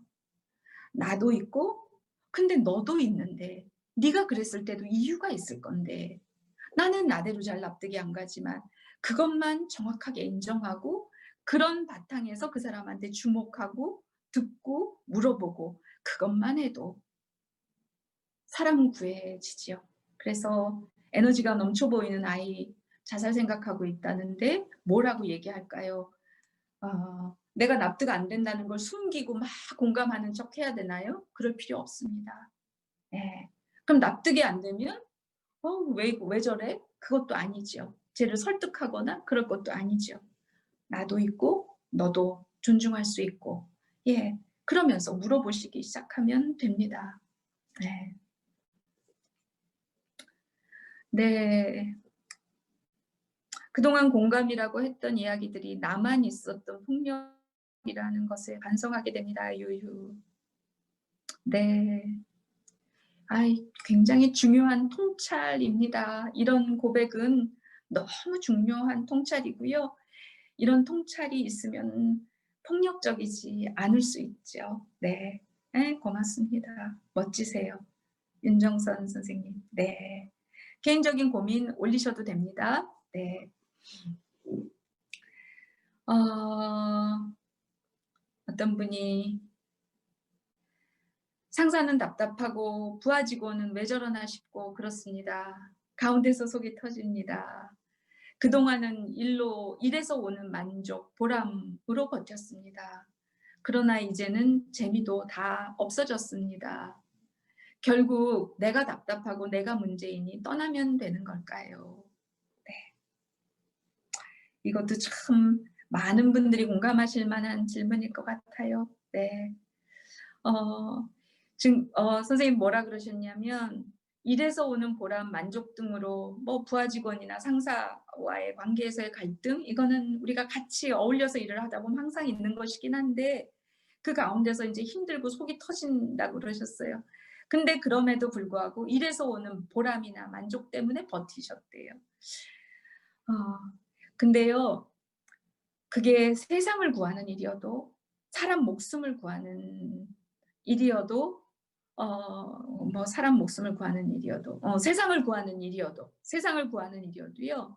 일에서 오는 만족, 보람, 성취감으로 인해서 얻는 어떤 무엇을 성취했을 때 얻는 성취감이 있잖아요. 해냈을 때 '야 해냈다.' 예. '내가 이 정도까지 해냈다.' 성취감으로 인해서 얻을 수 있는 행복감 이런 것은 한계가 명확하지요. 여기서 선생님이 "재미가 없다." 그러셨는데요. 재미, 행복 이런 것은요.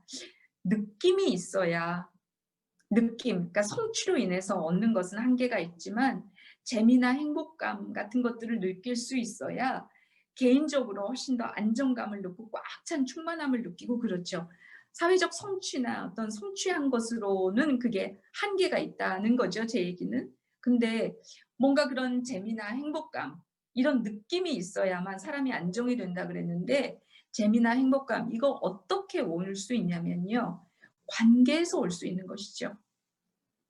개인적인 관계, 일적인 관계, 일에서 팀장님으로부터 얻는 성취감, 뭐 일을 했을 때 받는 어떤 인정, 이런 어떤 공적인 영역에서의 성취, 인정 이런 것이 아니라 그런 것으로 느낄 수 있는 행복감이나 재미는 한계가 있는데 개인적 관계에서 느끼는 관계에서 느끼는 어떤 느낌을 통해서는 궁극적인 재미나 행복을 느낄 수 있다는 거죠. 근데 그러면 뭐 부부관계나 뭐 부모 자식이나 이렇게 개인적인 관계를 통해서만 그 궁극적인 행복이 가능하고 일관계에서는 뭐 안 되는 거냐? 그런 뜻은 아니에요. 그러니까 관계를 통해서 어떤 느낌을 통해서 사람은 결정적인 궁극적인 안정감을 갖는데 그래야만 재미와 행복을 느낄 수 있는데요. 예. 근데 예를 들어서 업무 관계지만 팀장과 나로 만났지만 선배 후배로 만났지만 그 관계에서 아주 개인적인 감정을 서로 교류하고 뭐 이러면서 개인적인 안정감을 얻을 수도 있죠. 거꾸로 가족이지만 그런 개인적인 느낌의 공유가 전혀 안 될 수도 있죠. 그러니까 물리적으로 가족 간의 관계냐 부부 관계냐 일 관계냐 이런 뜻은 아닙니다. 한 개별적 존재와 한 개별적 존재 간에 사람과 사람으로의 어떤 관계가 가능하냐 안 하냐. 부모 자식 간의 부부 관계도 이게 안 될 수도 있고 남하고는 오히려 될 수도 있고요. 예. 그렇지만 어쨌든 그게 사람의 문제라는 거죠. 근데 그 사람과 사람과의 관계에서 뭐 제가 아까 느껴야 된다 그랬는데 일로 뭐 인정을 받고 뭐 성과를 내고 이게 아니라 어떤 느낌으로 관계에서 오는 어떤 느낌으로 안정감, 재미, 행복을 느낀다 그랬는데 무엇을 느껴야 되냐면요. 개인적인 관계에서 자기를 확인할 수 있어야 됩니다. 자기를 느낄 수 있어야 됩니다. 예. '아 너는 그렇구나. 아 너는 그럴 때 그런 편이구나. 너는 그 음식을 좋아하는구나. 너는 그럴 때 되게 싫어하는구나. 그런 것은 너한테는 굉장히 좋은 자극이구나. 너는 그렇구나. 그렇구나.' 자기를 느낄 수 있는 것. 개인적인 관계에서 자기를 확인할 수 있는 것. 이런 관계가 내 일상에서 가능해야 재미가 있고 행복하고 사람이 안정적일 수 있다는 거죠. 근데 이런 자기 확인이 관계에서 되지 않으면 사람은 불안정하고요. 예, 불안정하고요. 뭔가 많이 있는데도 많이 얻었는데도 남들이 다 부러워하는데도 전혀 공허하거나 재미가 없거나 행복하지 않거나 그럴 수 있죠. 그러니까 관계에서 자기를 느낄 수 있어야 됩니다. 그 말이 무슨 뜻인지 이해하셨나요? 뭐 댓글로도 남겨주시거나 아니면 무슨 말인지 모르시겠으면 혹시 어떻게 느껴지시는지 좀 뭐 써주시면 제가 또 조금 더 추가로 설명을 드릴 수도 있겠어요. 그래서요. 어 여러분들한테 그 일에서 오는 보람이나 이것만으로는 재미나 행복감을 느낄 수 없다. 여러분한테가 아니라 지금 여기 편지 보내주신 분이요. 그래서 "이게 떠나야 되는 거냐?"라고 하셨는데 여러분 같은 업무를 하시는 분들이 개인적인 재미나 행복감을 느끼면서 살 수 있으려면 물론 가족과의 관계도 중요하지만요. 저는 동료들끼리 서로 개인적 측면에 주목하고 집중하는 것. 그래서 그런 피드백들이 늘상 이렇게 잘 순환되는 것. 이것이 굉장히 중요하다고 생각해요. 왜냐하면 네. 정신과 의사들도요. 조현병 환자만 치료하는 어떤 만성 환자들이 있는 그런 병원들이 있잖아요. 조현병 환자들. 그리고 아니면 낮병원, 주간 그 데이케어 센터 뭐 이런 데요. 정신분열증, 조현병 환자들은요. 좋아지는 게 쭉쭉 보여 좋아지지 않아요. 굉장히 만성 질환이고 조금 좋아지거나 거의 변화가 없거나 악화되지 않으면 굉장히 다행인 뭐 이런 만성 질환을 케어하는 정신과 의사들, 정신과 병동의 치료진들, 간호사를 비롯해서 여러 치료 인력들이 있는데요. 이런 사람들이 환자를 치료할 때 제일 중요한 것이 뭐냐면요. 서로서로 자기 보호를 위해서 서로서로 도와주는 것. 서로가 자기 보호를 촉진하고 도와주는 것. 치료진이 자기 보호에 힘쓰는 것, 자기 보호에 민감한 것. 이게 환자 치료의 가장 결정적인 요소라는 거지요. 왜냐하면 환자로부터 받는 피드백이라는 것은 거의 너무 미미하거나 잘 느껴지거나 그렇지 않아요. 근데 여러분들이 일상에서 현장에서 느끼는 것도 그러실 수 있을 것 같아요. 사람이 뭔가 에너지를 투입하고 뭔가 막 그러면 확확 좋아지거나 눈에 띄게 달라지거나 성장하거나 그럴 수 있는 문제가 아니잖아요. 삶의 문제고 일상의 문제고 이거는 굉장히 서서히 달라지고 달라지더라도 눈에 별로 띄지 않고 그런 것들이죠. 이런 일을 수행할 때 자기를 확인하고 예. 자기를 확인할 수 있고 그 일 안에서 내가 내 개별적 존재로서의 자기를 느낄 수 있으려면 서로서로 개인적인 피드백을 굉장히 열심히 하셔야 되는 거죠. 네. 일 얘기만 하시면 안 되고요. 이럴수록 서로 개인적인 측면에 집중하셔야 돼요. 그래야 내가 상대방의 시선으로 내가 나를 자꾸 느낄 수 있어야 "누구 선생님 요즘에 한 달 동안 거의 하루도 한 번도 안 웃은 것 같아. 예를 들어서 그런 얘기를 하면 그랬나? 내가 한 달 동안 한 번도 웃지를 못했나? 어쩐지 내가 요즘에 이렇고 이렇고 이랬는데 한 달 전부터 어떤 사람하고 내가 지금 계속 씨름을 하고 있는데 이것 때문에 내가 그런 정도까지 왔구나. 아, 내가 그렇구나. 자기를 자꾸 느껴야 돼요. 그래야 사람은 생존할 수 있고 자기를 보호할 수 있거든요. 선생님은 웃는 게 되게 예뻐. 예를 들어서 그런 얘기를 들었다. 아, 그래? 내 생각에는 별로 그런 것 같지도 않은데 나 웃을 때 이렇게 돼서 뭐 얼굴이 이래서 나는 별로 그런데 아닌가? 사람들이 느끼기에는 또 그런가? 이것도 자기를 느끼고 자기를 확인하는 과정이에요. 사소한 것 같지만요. 자기를 느낄 수 있는 자극, 자기를 확인할 수 있는 것. 선생님 항상 옷을 입을 때 선생님은 항상 어떤 색만 좋아하더라. 선생님한테 그게 되게 잘 어울리더라. 그러면 '아, 그런가? 저 사람이 나를 계속 이렇게 눈여겨보고 있었구나. 나를 주목하고 있었구나. 내가 없는 사람 취급당하지 않았구나. 내가 이 조직 안에서 나를 의식하는 사람이 있구나.' 이런 확인. 예, 이런 확인. 자기를 확인하는 것들이 사소하지만 있어야 사람은 생존할 수 있고 예, 일상을 유지할 수가 있고 그래요. 근데 아무리 성취하고 뭔가 막 그래도 이런 자기를 느끼고 확인할 수 있는 자극이 없으면 사람은 이유 없이 시들시들해져요. 이유 없이. 예. 그래서 외부적인 일에서 업무적으로 성과가 눈에 팍팍 보이지 않는 일을 하는 사람들은 일하는 스태프들끼리 서로가 서로에 대해서 민감해야 되고 예, 서로가 서로를 느끼는 일에 같이 이렇게 집중하는 것, 이게 결국은 그 피드백이 그 성장이나 치유가 팍팍 일어나거나 발전이 팍팍 일어나지 않는 사람들을 케어하는 일을 더 잘하게 하는 굉장히 중요한 그런 베이스가 되는 거죠. 그래서 선생님들은 서로에 민감하셨으면 좋겠습니다. 사람은 자기를 느껴야 살아간다는 느낌이 있고 내가 살 의미나 가치를 자기를 느낄 수 있을 때 그걸 확인할 수 있습니다. 예.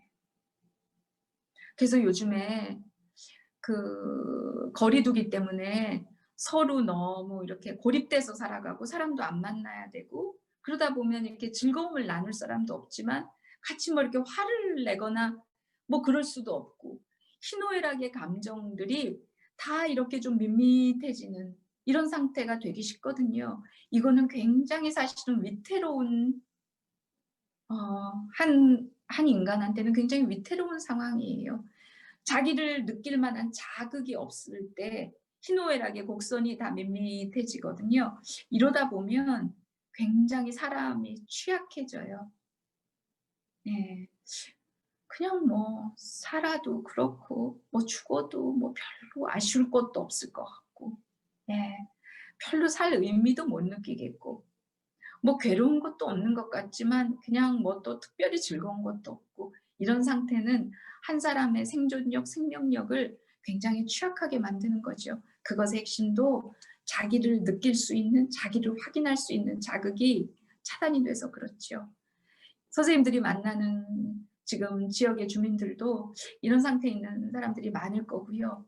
그리고 선생님들 그것 이전에 선생님들 자신도 일이나 업무적인 피드백이 이렇게 느릴 수밖에 없는 그런 일들이어서 선생님들도 서로가 서로를 보호하고 자기를 확인하고 느낄 수 있는 그런 것들을 상호해 주셔야 이게 생존이 가능한 일이기도 하다.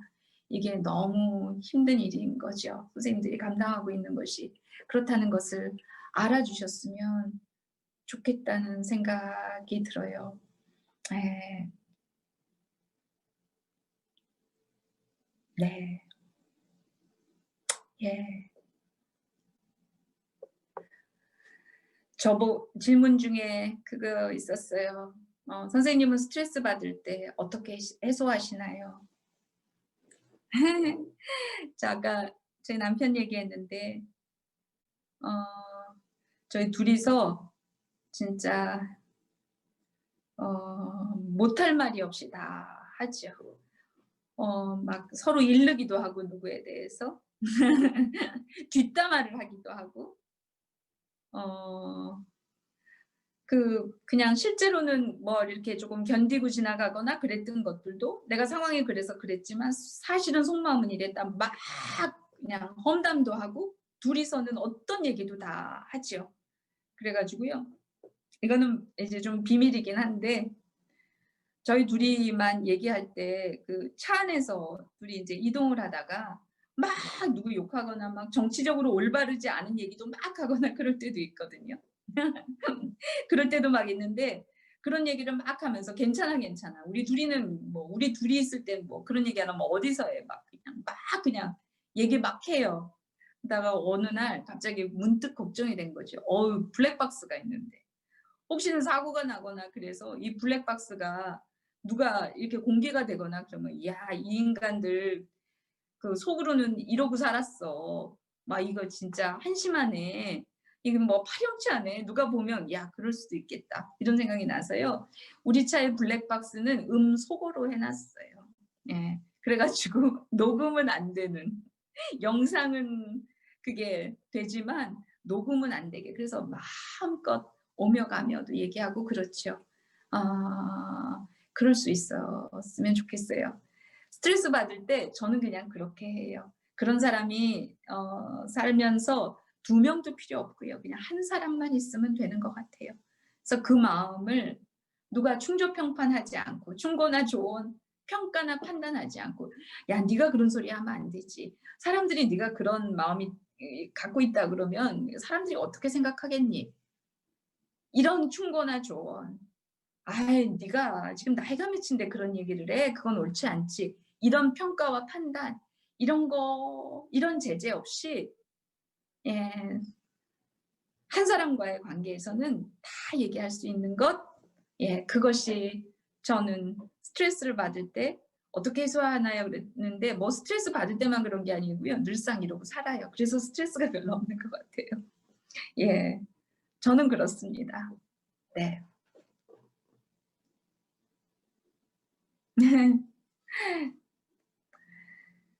예.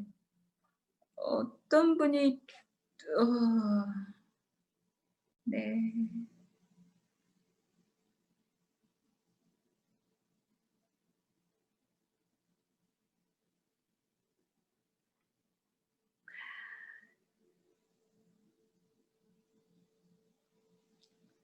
남의 아픔을 끊지 않고 들어주는 것은 어려워요. 그럼요. 어렵죠. 네. 예. 근데 예. 근데 아픔이든 슬픔이든 뭐 고통이든 미움이든 뭐 끊지 않고 뭐 남이 말하는 어려운 그런 고통에 대한 이야기를 끊지 않고 들어주는 것은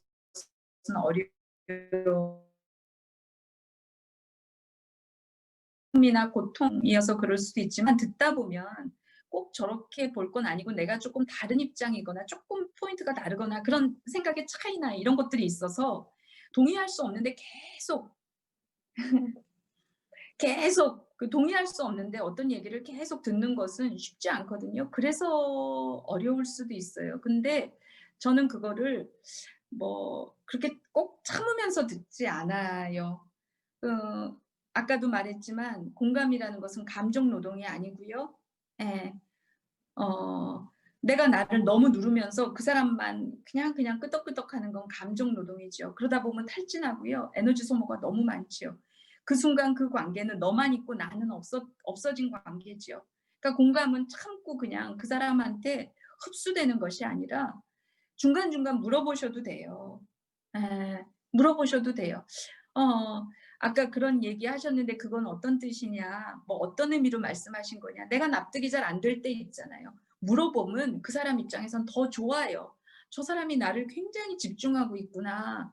나에 대해서 이렇게 구체적인 관심이 있구나. 알려고 애를 쓰는구나.' 이런 느낌이 들거든요. 그러면 이렇게 구체적으로 또 얘기하죠.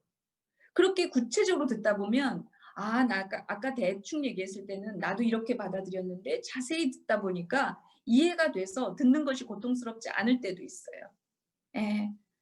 저런 뜻이었구나. 저런 심정이었구나. 저래서 그 말한 거구나. 그래서 제가 공감이라는 것은 알아야 공감한다고 제가 늘 말하는데요. 알려면 물어봐야 된다. 제대로 알아야 이해할 수 있고 이해할 수 있어야 공감할 수 있습니다. 그냥 무조건 고통이나 아픔은 무조건 들어주는 거다 참고 내 속이 문드러지더라도 아니에요. 그거 아니에요. 나 없어져요. 그거 감정 노동이고 그거 언젠가는 폭발해요. 예. 예. 그거는 그렇지 않습니다. 네.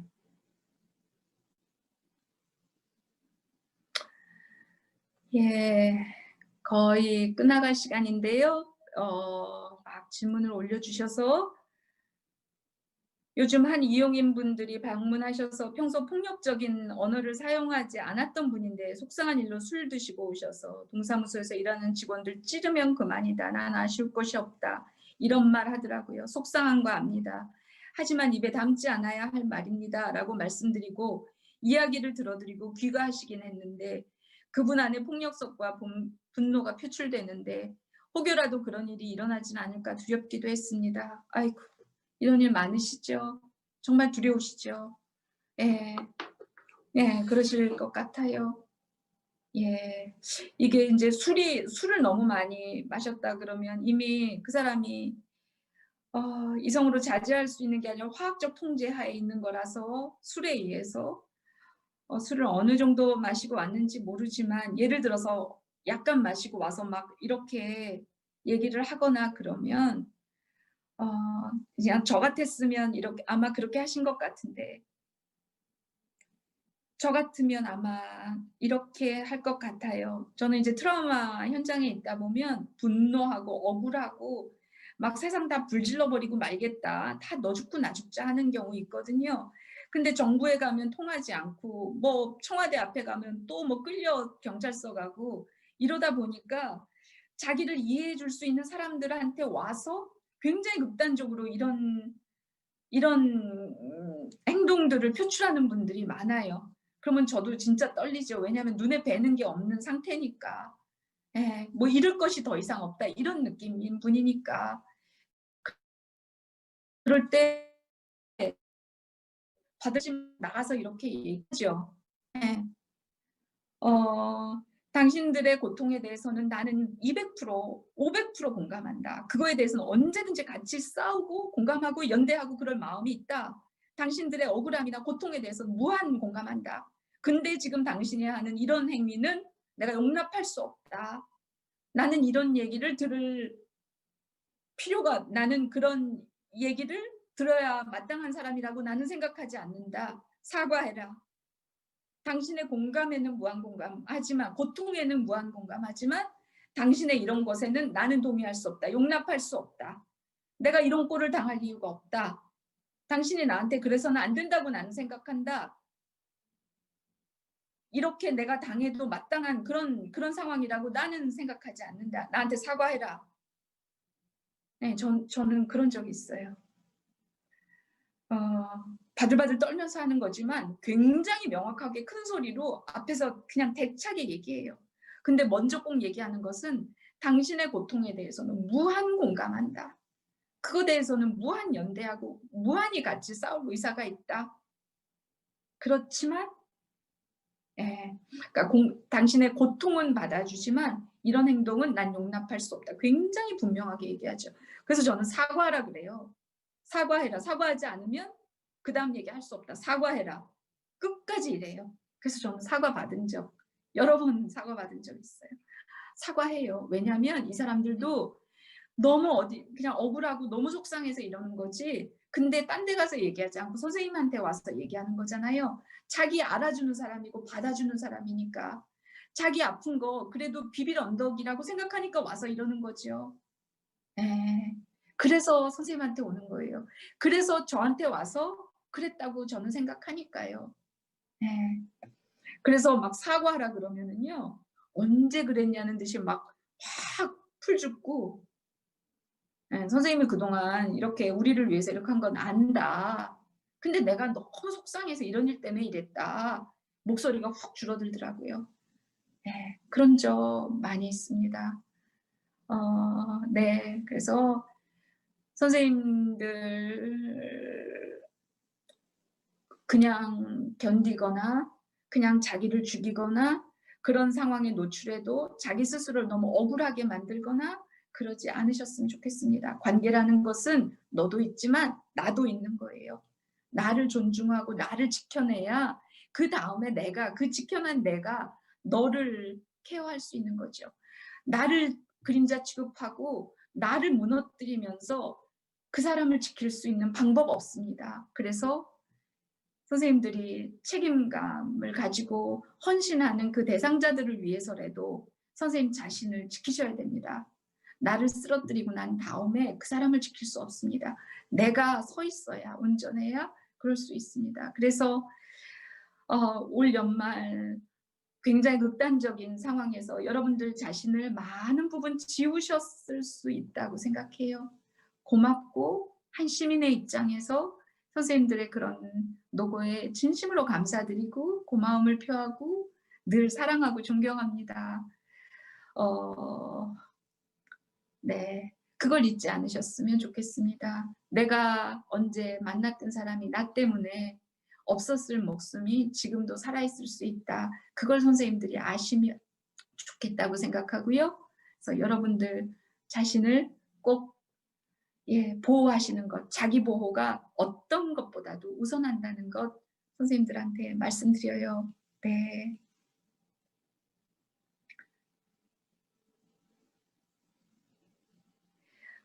마지막으로 막 급하게 올리신 것 같아서 능력도 안 되는 게 욕심만 많아가지고 뭐 하나 제대로 하는 것도 없이 오지랖만 넓어가지고 시장만 많고 끝내는 것도 없고 등등의 생각이 많은 요즘입니다. 수습이 안 됩니다. 조언을 바랍니다.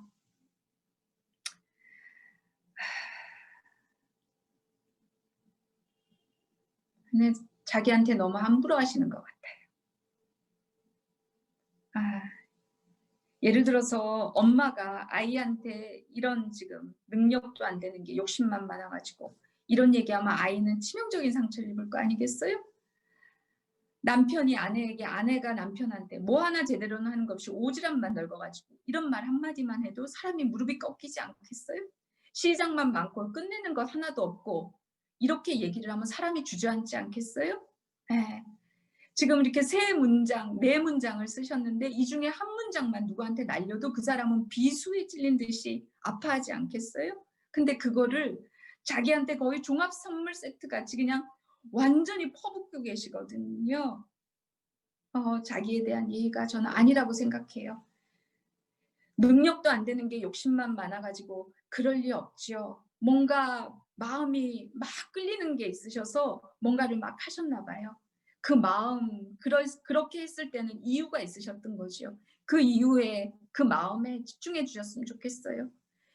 누구한테 던지면 비수에 해당하는 말을 이렇게 자기한테 막 날리는 것은 어떤 경우에도 부모가 자식한테도 아내가 남편한테도 남편이 아내한테도 자기가 자기한테도 해서는 안 되는 것이죠. 이거는 무조건 사과하셔야 됩니다. 자기한테 이런 얘기는 사람한테 이런 얘기를 해서는 안 되는 말입니다.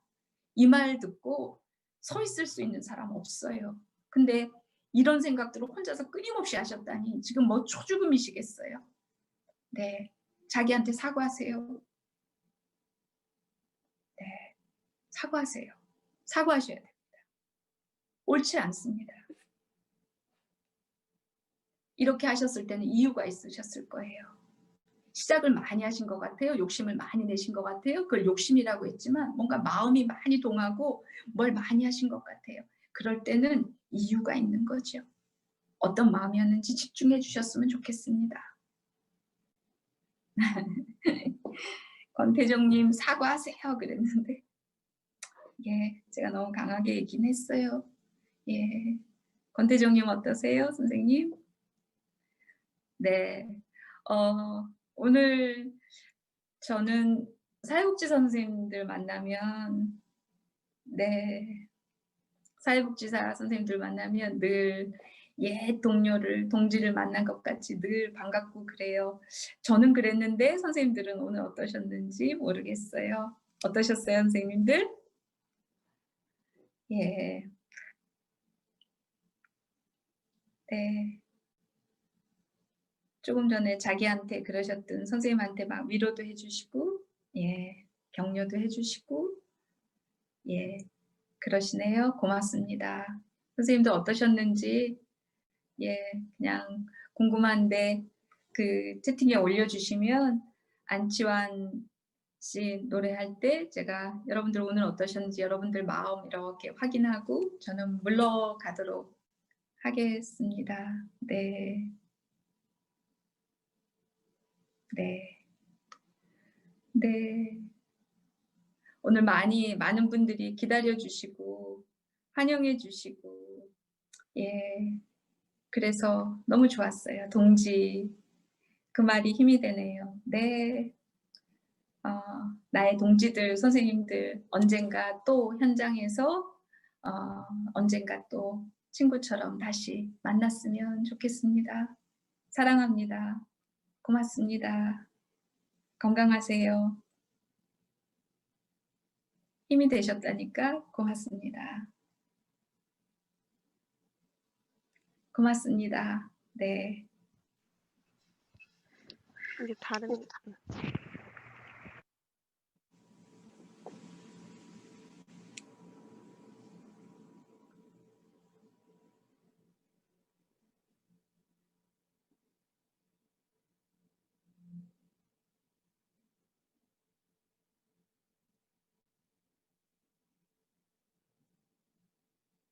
특히 다양한 현장에서 클라이언트와 만나시는 사회복지사분들에게 위로가 되고 또 스스로를 들여다볼 수 있는 시간이 되었던 것 같습니다. 우리 좋은 이야기 전해주신 정혜신 박사에게 다시 한번 큰 박수 부탁드립니다. 감사드립니다.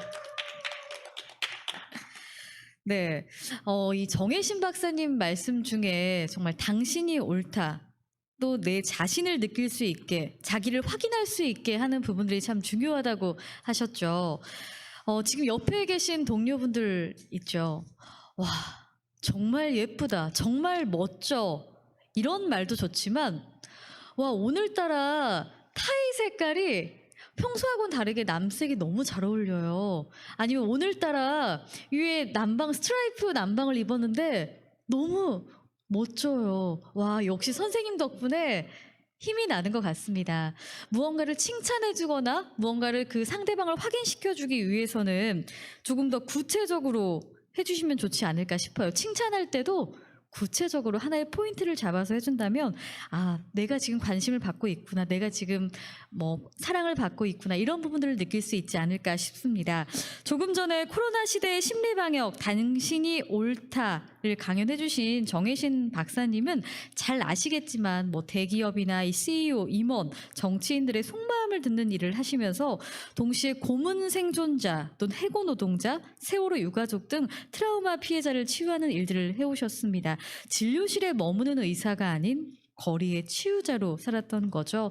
또 유명한 저서로는 당신이 옳다도 있고요. 정혜신의 사람 공부, 죽음이라는 이별 앞에서 당신으로 충분하다, 천사들은 우리 옆집에 산다 등이 있습니다.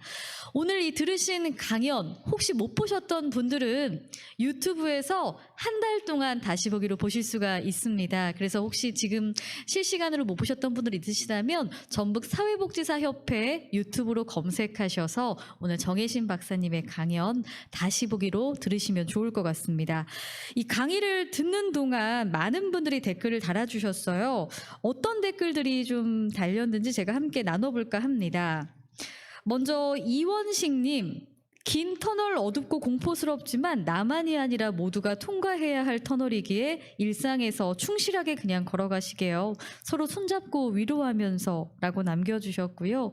또 진병재님은 코로나19로 인해 상황이 어려움이 많지만 잘 극복했으면 좋겠고 또한 교수님 말씀이 위안이 되고 뭔가 힐링이 되는 말씀하셔서 시원한 느낌이 됩니다. 그리고 또 김성준님, 요새 나 자신을 너무 보는 시간이 부족했던 것 같습니다. 오늘 제가 위로받는 시간이 되네요 하시면서 여기 계신 또 김성준 처장님께서 남겨주시기도 했고요. 그리고 또 봄봄님이 공감이 아닌 흡수였던 시간들을 돌아보게 됩니다. 존경하는 정혜신 선생님, 사회사업가를 동료로 하고 칭하시니 괜히 마음이 풍성해집니다. 이렇게 좋은 시간 만들어주셔서 감사합니다. 남겨주셨습니다. 이렇게 우린 사회복지사 분들 모두 한 분 한 분 동료잖아요. 같은 길을 걸어가고 있는, 우리 함께 동행하고 있는 사람들이 아닐까 싶습니다. 오늘 정혜신 박사님의 강연이 위로와 희망, 흥원, 응원, 또 힐링의 시간이었던 것 같은데요. 계속해서 박상민 님도 다른 사람들과 대화하거나 조언을 한다고 남에게 상처를 주지 않았나 생각해 봅니다. 당신이 옳다라는 마음을 가지고 인정하고 어려움을 들어주는 대화 노력해 보겠습니다. 남겨주셨고요. 계속해서 댓글로 유튜브로 함께 해주시고 계십니다. 이 댓글들이요, 참 소중한 것 같습니다. 이 실시간으로 이 상황에 대해서 우리가 지금 오프라인으로 만나지는 못하지만 이 온라인으로 유튜브 안에서 댓글로 함께 실시간으로 우리는 한 곳에서 하고 있다는 걸 느낄 수 있는 것 같습니다. 그리고 김혜경 님이 당신이 옳다의 의미 다시 한번 되새겨 봅니다. 미흡하거나 부족해 보일지라도 상대방이 힘들다면 힘든 거고 일이 많다면 많은 거다. 상대방의 마음을 있는 그대로 이해하려고 하는 편인데 일이 많아지다 보니까 내 마음이 벅차서 상대의 감정을 읽고 싶지 않고 마음이 차가워지더라고요. 코로나로 인해 동료와 깊이 이야기하고 나누는 시간은 실질적으로 많이 줄어든 것 같습니다. 힘든 일 있었을 때 서로 나누고 상의해야 하는데 바쁜 일상으로 대화 시간이 줄었던 것 같아요. 앞으로는 지금 눈앞의 서류보다 한 사람의 마음을 읽어주는 것이 훨씬 중요하다는 생각이 듭니다. 하시면서 댓글 남겨주셨습니다. 계속해서 많은 분들 함께 해주시고 계시는데요. 이 댓글은 저희가 선정해서 추후에 따로 선물을 보내드리도록 하겠습니다. 이 실시간 유튜브로 진행되는 2020 전라북도 사회복지사 온라인 힐링 콘서트 함께하고 계시는데요. 지금 2부 정혜신 박사님의 강연은 끝이 났습니다. 잠시 후에는 3부 여러분들이 기다리고 계시는 사회복지사를 위한 힐링 공연 안치환 씨의 공연이 준비가 되어 있습니다. 혹시나 이 댓글로 참여해 주실 분들 있으시다면 댓글창에 이름과 기관명 연락처를 함께 남겨주셔야 저희 이제 그 스태프들이 끝나고 링크를 좀 보내드릴 수 있거든요. 선물도 증정해드릴 수 있기 때문에 그 부분까지 함께해서 남겨주시면 됩니다. 어떤 상품이 있을지 궁금하시죠? 참고로 오늘 적극적으로 참여해 주시는 분들께서는 추첨을 통해서 치아 미백 상품권, 또 치킨, 피자, 커피 기프티콘 등 다양한 상품들 준비되어 있거든요. 우리 선정되신 분들 보내드리도록 하겠습니다. 그리고 또 이 안치환 씨의 공연이 있을 때 여러분이 어떤 곡을 듣고 싶은지, 그리고 또 안치환 씨로 삼행시까지 해서 보내주시면 저희가 실시간으로 또 선정해서 선물 드리겠습니다. 그리고 정혜신 박사님의 강연은 끝이 났지만 이 댓글창으로 정혜신 박사님의 삼행시까지 함께 남겨주시면 오늘 더 뜻깊은 시간이 되지 않을까 싶습니다. 지금 무대가 준비되는 동안 잠시 우리 배인재 회장님 모시고 오늘 문제 좀 잠깐 낼까 하거든요. 우리 잠시 배인재 회장님 무대 위로 모시겠습니다. 박수 주세요. 여기서 같이 진행하면 되나요? 예, 그렇습니다. 예. 오늘 어떻게 보고 계시나요, 지금? 정혜신 박사님 그 강연 들으면서 저도 자책하지 않기로 했습니다. 그런 마음으로 또 우리 동료들과 또 함께 열심히 일하겠다 이런 생각했습니다. 정말 오늘 이 정혜신 박사님의 강연으로 많은 분들이 맞아. 공감하고 힐링이었던 시간인 것 같습니다. 참 좋은 자리 마련해 주셨는데요. 우리 잠시 무대가 준비되는 동안 회장님께서 문제 몇 가지만 좀 내주세요. 여러분, 이 회장님이 문제 내는 순간 선착순으로 댓글을 달아주시는 분들, 그리고 또 좋은 답변 주시는 분들 저희가 선정해서 선물 보내드리겠습니다. 지금부터 집중해 주세요. 예, 맛있는 피자 라지 굉장히 큰 것 같습니다. 첫 번째 문제 드리겠습니다. 전라북도 사회복지사협회는 몇 년 몇 월에 생겼을까요?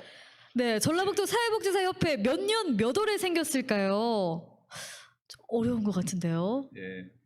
정답은 피자가 아닌데 피자라고 이렇게 많이 올리시네요. 피자 지금 한창 간식도 먹고 싶은 시간이잖아요. 피자. 힌트를 좀 드리면 힌트 주세요. 45주년이라고 아까 제가 인사말에 말씀 좀 드렸는데 45주년이라고 한다면 올해 2020년이잖아요. 그럼 45주년 전이면 네. 언제일까요? 네, 답변 바로 달아주세요. 네, 회장님 말씀해 주세요. 첫 번째 댓글 달아주신 예. 분. 진안군 장애인 종합복지관 김태자 선생님 네, 1975년 3월 맞습니까? 정답입니다. 축하드립니다. 와, 우리 진안으로 피자 배달한 돈 가득. 네, 피자 라지 사이즈 우리 전라북도 사회복지사협회 75년 3월에 생겼다는 그 댓글을 가장 먼저 달아주신 김태자님께 바로 배달해드리겠습니다. 네, 문대광 선생님 한 발 늦으셨습니다. 네. 장지현 선생님 한 발 늦으셨어요. 아유, 그니까 죄송해요. 네, 다음 정답입니다. 기회에 네. 다시 한번 또 문제를 내도록 하겠습니다. 예. 네, 요것도 제가 인사말 때 말씀드렸는데 네. 올해 8월 고창 지혜를 끝으로 전라북도 사회복지사협회는 몇 개의 지혜를 갖고 있을까요? 그 지혜 개수를 말씀하시면 좋겠어요. 몇 개일까요? 아까 회장님께서 인사 말씀 중에 또 말씀해 네. 주셨죠. 맞아요. 전라북도 사회복지사협회 내 지회는 몇 개로 이루어져 있을까요? 자, 10개 이상, 예, 좀 더 되죠? 예, 그리고 15개 미만. 오! 정답이 나왔습니다. 예, 영어로 은은정 선생님, 맞아요. 11개 정답입니다. 11개 맞나요? 예. 축하드립니다. 우리 은은정 선생님께 선물 보내드립니다. 김재 사회복지사 여러분 힘내십시오. 네. 상황인데요. 네, 김재 은은정 선생님께 선물 보내드리고요. 계속해서 선생님, 장지현 선생님, 김정환 선생님, 죄송합니다. 네, 많은 분들이 또 말씀해 주셨는데 지금 현재 11개 지회를 가지고 있죠. 네, 계속해서 또 회장님이 한 문제 더 내주실까요? 그럴까요? 네, 이건 좀 어려울 수도 있고 요즘 모든 것을 보듬어 안을 수 있는 여유와 포근함을 표현한 사회복지사 캐릭터 이름은 무엇일까요? 사회복지사 캐릭터가 있었네요. 모든 것을 보듬어 안을 수 있는 여유와 친근함을 표현한 사회복지사 캐릭터의 이름 네. 참고로 세 글자, 세 글자입니다. 네. 답 나왔어요. 오 이렇게 빠르죠? 예, 이번에는 김혜경 선생님. 네, 김혜경 선생님 축하드립니다. 칭찬으로 이번에는 커피 기프트콘 하나 가겠습니다. 네, 축하드립니다. 우리 사회복지사 이름 캐릭터의 이름이 예, 보듬이. 보듬이 네. 모든 것을 보듬어 안을 수 있는 맞습니다. 여유와 포근함, 친근함 표현한 거죠. 코로나 시기일수록 우리 주변 동료들 그리고 사회자 각자 잘 보듬어주는 우리 사회복지사가 됐으면 좋겠고요. 네, 또 이어서 한번 해볼까요? 예, 또 어떤 예, 문제를 내볼까요? 그래요. 한국사회복지사협회 CI가 있는데요. 요 밑에 붙어 있는 지금 카메라 보이진 않습니다. 네, 그 CI의 주된 색깔이 있습니다. 그 컬러를 말씀해 주시면 좋을 것 같아요. 어떤 색깔일까요? 자, 사회복지사협회 CI의 색상 조금 어려울 수 있을 것 같은데요. 우리 그러니까요. 네. 보듬이 아까 나왔고요. 아카시아. 아이고. 자, 이거 이문영 선생님 정답입니다. 네, 이문영 선생님 초록색 해주셨는데 축하드립니다. 이번엔 남원이네요, 보니까. 네, 축하드립니다. 남원에 우리 선생님께 보내드리도록 하고요. 예, 커피 기프트콘 보내드립니다. 네, 옆에 CI 색상이 초록색인 이유가 있나요? 아마도 저희가 이제 뭐 그 생명력이나 신선함이나 젊음이나 편안함이나 그런 것을 상징하고요. 저희가 또 인간의 존엄성을 잘 기반으로 하는 사회복지사 사명을 강조한 CI가 바로 녹색의 CI가 될 것 같습니다. 와, 많은 분들이 계속해서 또 네. 답글을 또 달아주고 계세요. 네. 이렇게 많은 관심 속에서 지금 이 온라인 힐링 콘서트가 진행되고 있지 않나 싶습니다. 네. 네. 여러분들께서는 지금 가수 안치환님께서 튜닝하는 가운데 우리 양송이 사회복지사님과 제가 진행하는 퀴즈 대회에 지금 잠깐 참여하고 계시는데요. 자, 이거는 제가 한번 우리 양송이 아나운서님 네. 한번 일곱 아, 번째 한번 예. 제가 한번 문제 내보겠습니다. 이 전라북도 사회복지사 협회 회장님 성함은 배인재 회장님이시죠? 아쉽네요. 그럼 배인재 회장님은 총 몇 대 회장님일까요? 아시는 분 댓글 달아주시기 바랍니다. 예, 저희 집의 자동차 대수를 얘기하는 게 아닙니다. 예. 제 올해로- 몇 대 회장입니까? 네. 예. 박지은 이름은 선생님이 올라왔는데요. 성함으로 남겨주셨네요. 예. 4대 나왔네요. 좀 더 많이 쓰셔야 4대. 됩니다. 예. 딘송님 조금 더 쓰셔야 되는데요. 네. 계속 오답입니다 지금. 자, 12대 아니고요. 김은 김은 선생님이 맞추셨네요. 네, 13대.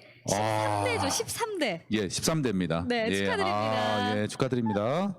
김은서 선생님이 네. 올해 이제 배인재 회장님이 총 13대 회장님으로 네. 또 부임하셔서 활동하고 계시잖아요. 네. 그러면 다음 문제도 한번 우리 양송이 아나운서님께서 한번 내보시면 네네네. 어떨까요? 지금 계속해서 이제 문제도 함께 나누고 있는데요. 다음 순서가 사실 안치환 씨의 공연이 준비되어 있습니다. 맞아요. 우리 가수 안치환 씨의 삼행시 있으시다면 함께 댓글로 좀 남겨주시고요. 정혜신 박사님 또 그리고 우리 가수 안치환 씨에게 듣고 싶은 노래 있으시다면 댓글로 실시간 남겨주시면 될 것 같습니다. 네. 네. 준비가 된 것 같은데요. 네. 한 문제 한두 개 더 해야 될 것 갈까요? 같아요. 제 생각에는. 삼행시? 예. 삼행시 댓글로 자 글이 올라왔을 것 같은데요. 삼행시가 이게 저도 실시간으로 노트북으로 앞에서 보다 보니까 쭉 다시 올려야 될 것 같아요. 네. 먼저 그 정혜신 박사님의 삼행시를 남겨주신 권태정님이 계세요. 아, 김재서 보내주셨네요. 김제시 청소년 네. 상담복지센터 먼저 네. 제가 운을 띄우면 회장님께서 한번 제가 한번 읽어주세요. 읽어볼까요? 자, 정성과 진심이 담긴 네. 다시. 지혜로운 말씀에 네. 네. 말씀의 자, 그 다음에 신. 자신을 위로받는 느낌입니다. 네, 감사합니다. 아. 우리 권태정님이 네. 정혜신 박사님으로 삼행시를 남겨주셨어요. 진짜 위로를 많이 받으신 것 같아요. 네, 답변을 보니까. 감사합니다. 우리 잠깐 3부 시작하기 전에 배인재 회장님과 함께 문제를 내봤습니다. 내주셔서 감사합니다. 네, 고맙습니다. 또 불러주시면 또 나오도록 하겠습니다. 네. 네, 감사합니다. 우리 배인재 회장님과 함께했던 문제는 여기서 좀 마치도록 하고요. 이제 준비가 된 것 같습니다. 이어서 목소리와 음악이라는 메시지로 좀 많은 분들을 감동시킨 분이 준비하고 있습니다. 여러분 살아오면서 위로가 되는 음악 한 곡씩은 있으시죠? 아까 처음에 사회복지사 당신은 꽃보다 아름답다라고 말씀해 주셨는데요. 눈치채셨나요?